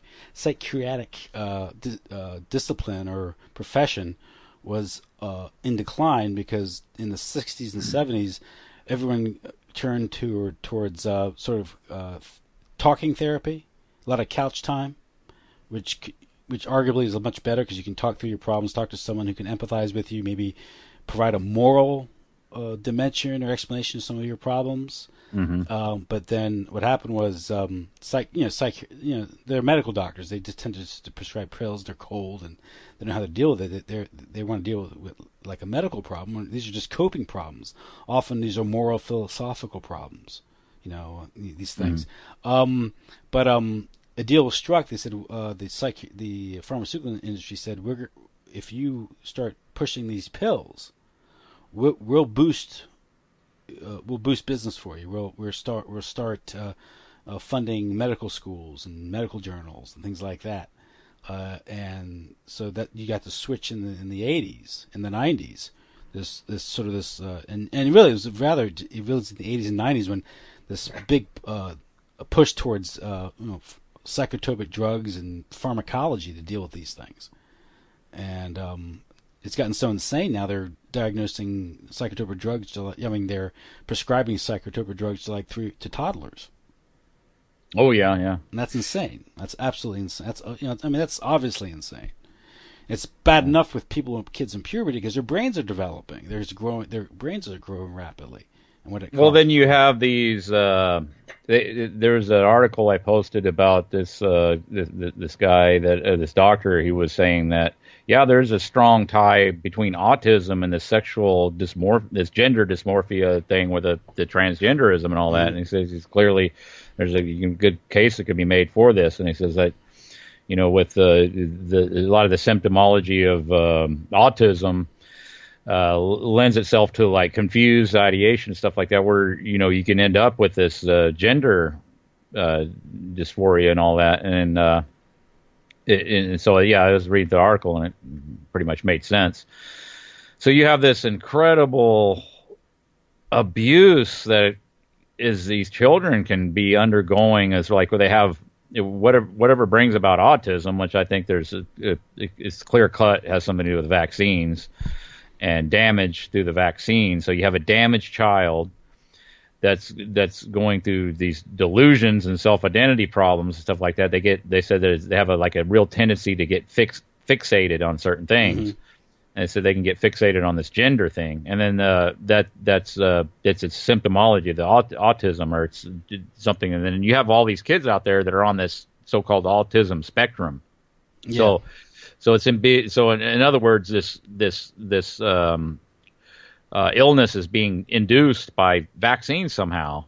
So you can have a situation which I'm sure is underway, which these doctors are basically just technicians of like torture.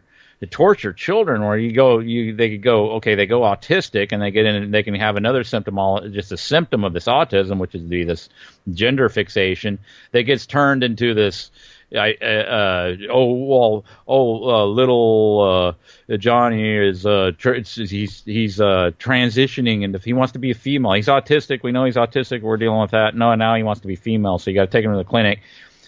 He's already on these medications, on these Ritalin, all these toxins to deal with the autism and to try to level him out. And then they're going to start pumping him full of hormones and stuff on top of that to get the transgender deal going. Yeah, it's just the fact crazy. You can have a doctor do that and not be charged with malpractice and lose his license is amazing to me. No, it's absolutely preposterous and insane that's going on. And then they won't even stop there. They'll go and mutilate the child, take its genitalia off. Yeah, and that is just. I don't know how anything could be any more horrific than that. But now it's normal. That's just what you do. That's what doctors do. They're. So at what point did we stop calling them healers?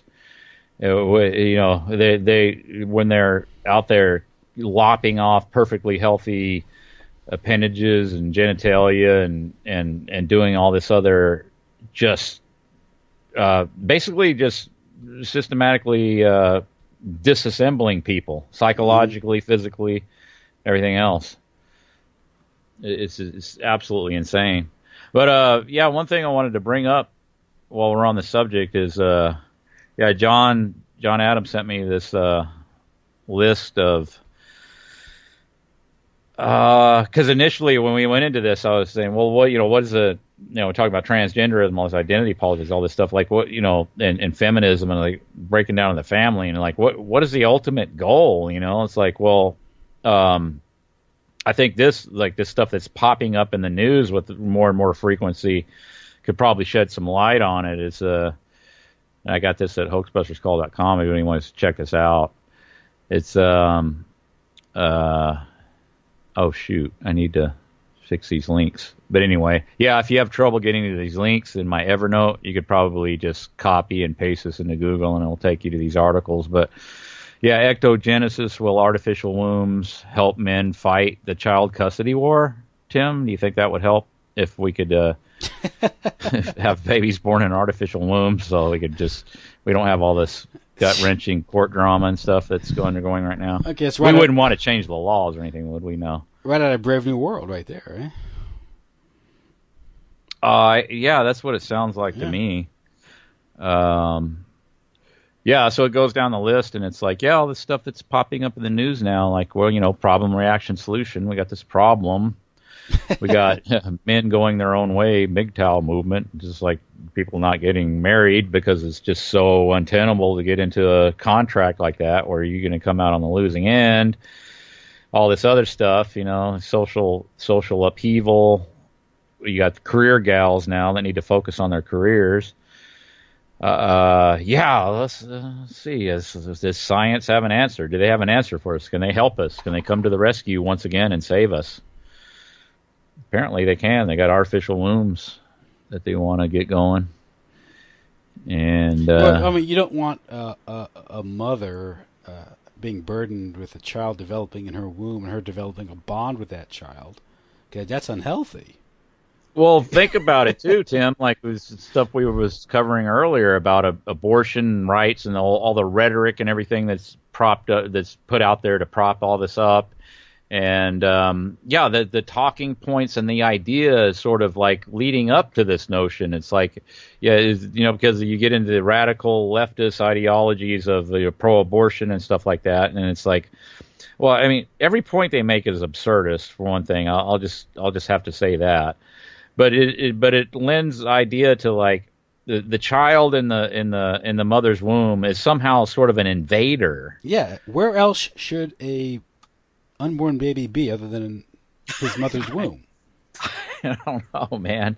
It's like, you can have that actually proposed as something that is a valid line of argumentation. Like, so you have the child in the womb, the notion that it's a what have I heard this? I've heard it referred to as like a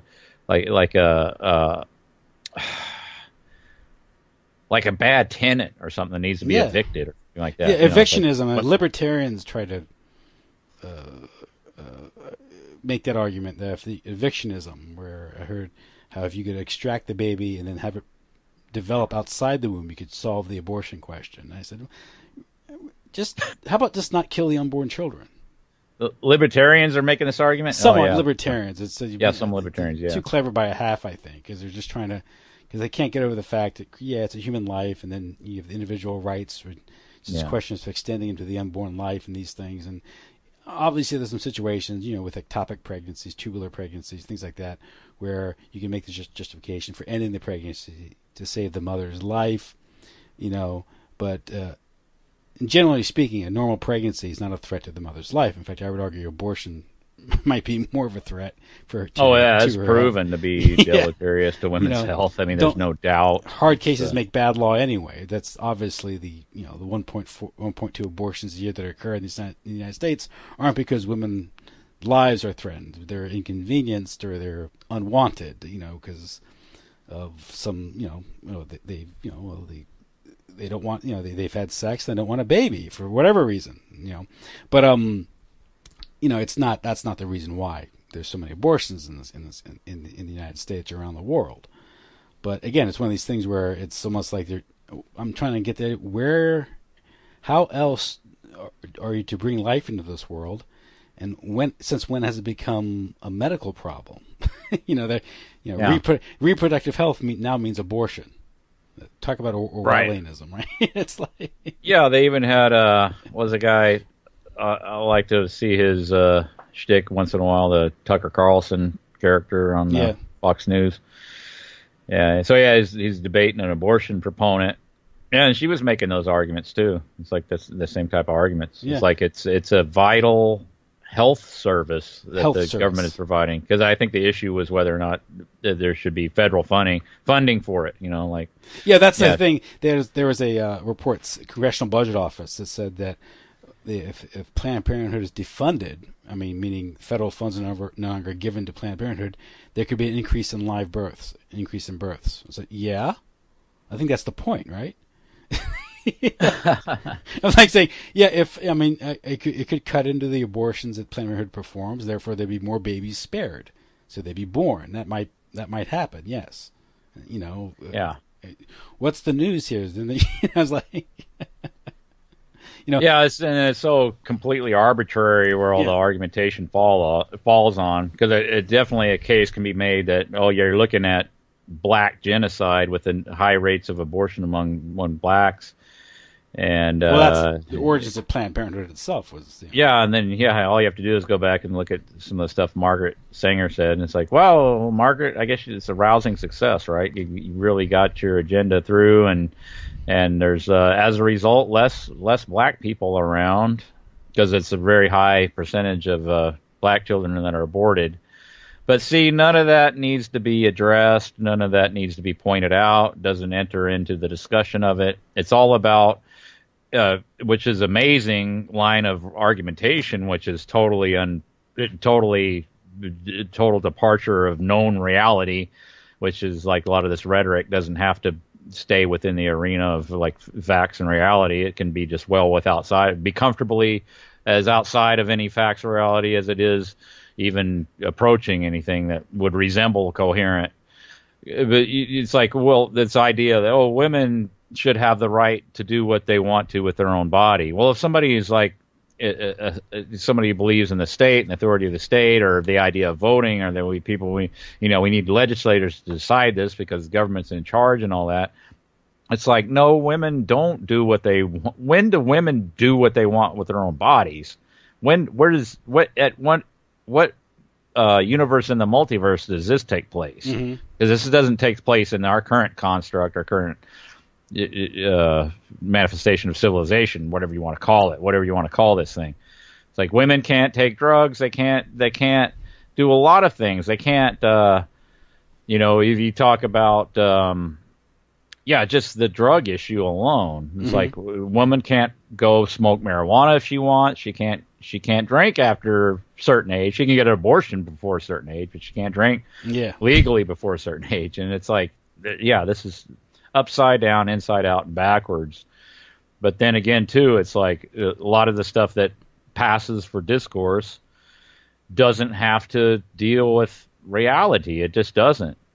It just, you can just, the same thing with scientism and the stuff that the type of arguments that are used to prop up one thing can be equally as effective of propping up the opposite condition. So it's like religion, or same type of thing you'll see among religious folks. They talk about a document that's been so thoroughly manipulated would be the Bible. People take it to prove just about anything they want, or its opposite. It's like, well, that's kind of a characteristic of just kind of blindly following a church creed or something like that, which doesn't really have anything to do with the proper reading of the Bible or not proper reading of the Bible or whatever. But the fact is that people do that. They'll say, well, this establishes this, when it doesn't. So they don't have to really be concerned with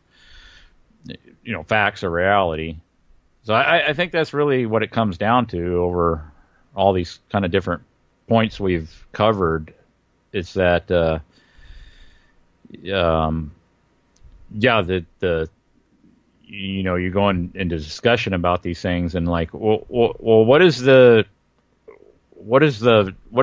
values that we should kind of try to adhere to, or what are our goals? What are our objectives here in all of this?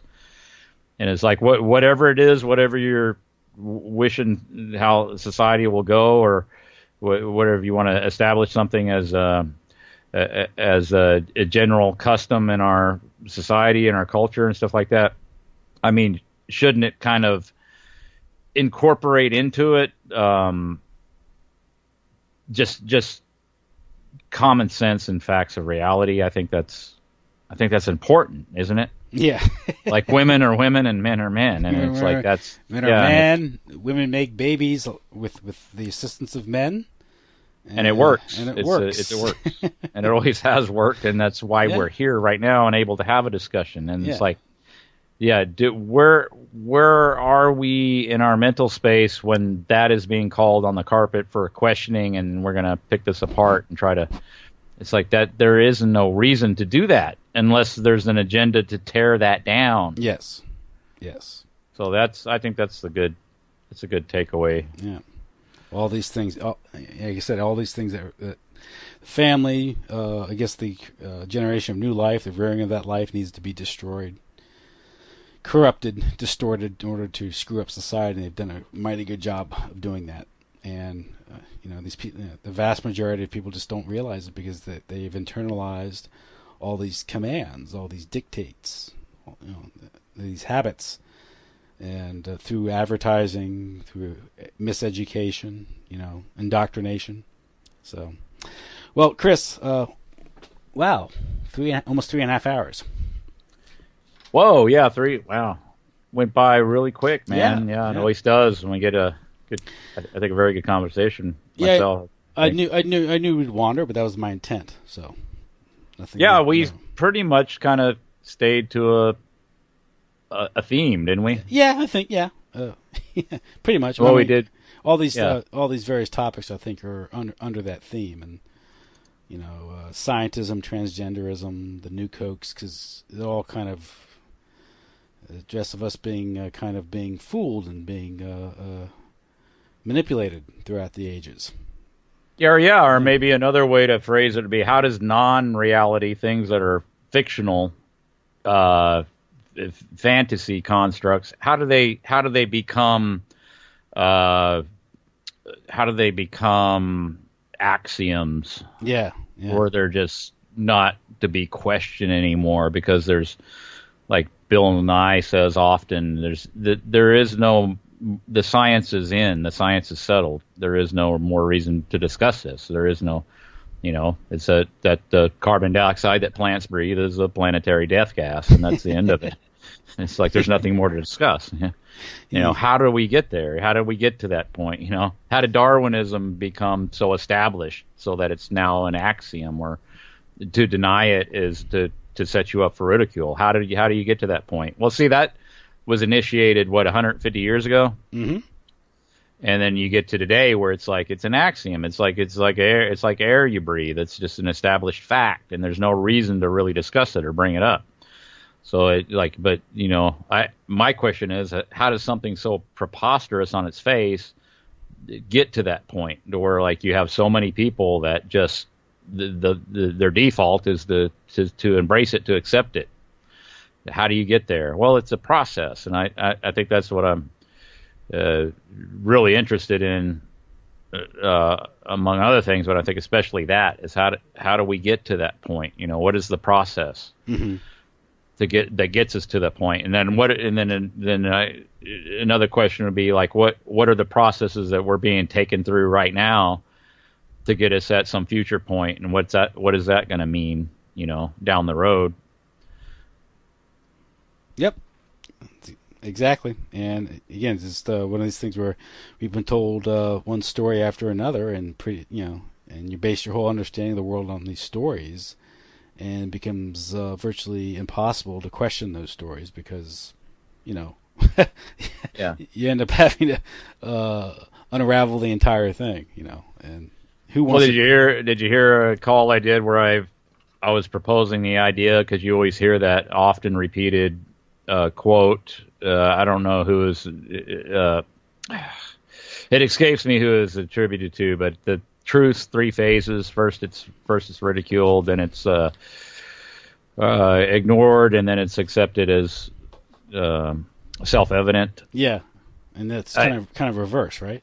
Yeah, I was proposing, no, that's actually the three phases of big lies. It's like first they're regarded as ridiculous. Oh, you're telling me that all life on the earth came about through some random happenstance, piecemeal process of trial and error? It's like, yeah, that's what I'm saying. It's like, oh, you're an idiot. And then it goes through that for a while. And then you had people back then, when initially was proposed, were violently opposing it. And then through oft-repeated phrases and slogans and repetition and beating people over the head with the ad hominem attacks that you're a backwards, you're a rube, you're a primitive or whatever for denying science. You go through years of that and indoctrination and so-called education in the educational system, and then you get to where we're at today, where it's like it's a truism, it's a self-evident, and then that's the phases that it goes through. That big lies. The big lie, so, the big lie. Yeah, the big lie. I think the truth is easy to accept. For a naturally inclined person that has their faculties intact. Truth is easy, but then there's, you also have the willingness. You have to have the willingness to accept it when you're presented with it.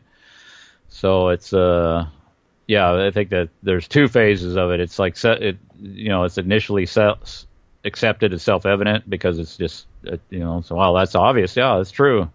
And then the second phase is where it's ignored, where people just go on about their business like they never learned it or never came across that information. And I think that's the two phases of truth. So, okay. Well, Chris, I want to thank you for spending so much time with me tonight. All right. Yeah, it was real good, Great. man. I enjoy it. And let's see. Well, I'll probably stagger this. I'll probably post this probably sometime, as today's Wednesday, probably over the weekend. And when I do, I'll send you the link. All right. Real good. Great. Be looking forward to that. Okay, great. Well, listen, good night and take care. All right, you too, man. Thank you. Bye-bye. Have a good one. Bye.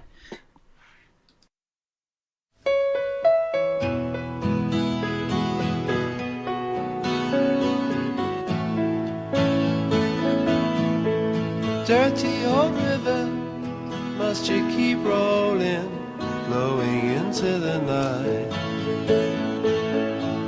People so busy, make me feel dizzy. Taxi lights shine so bright, but I don't need no friends. As long as I gaze on Waterloo sunset, I am in paradise. Every day I look at the world from my window. Chilly, chilly is evening time. Waterloo sunset's fine.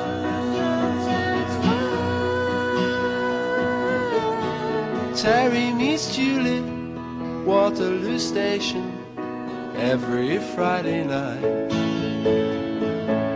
But I am so lazy, don't want to wander, I stay at home at night. But I don't feel afraid, as long as I gaze on Waterloo sunset, I am in paradise.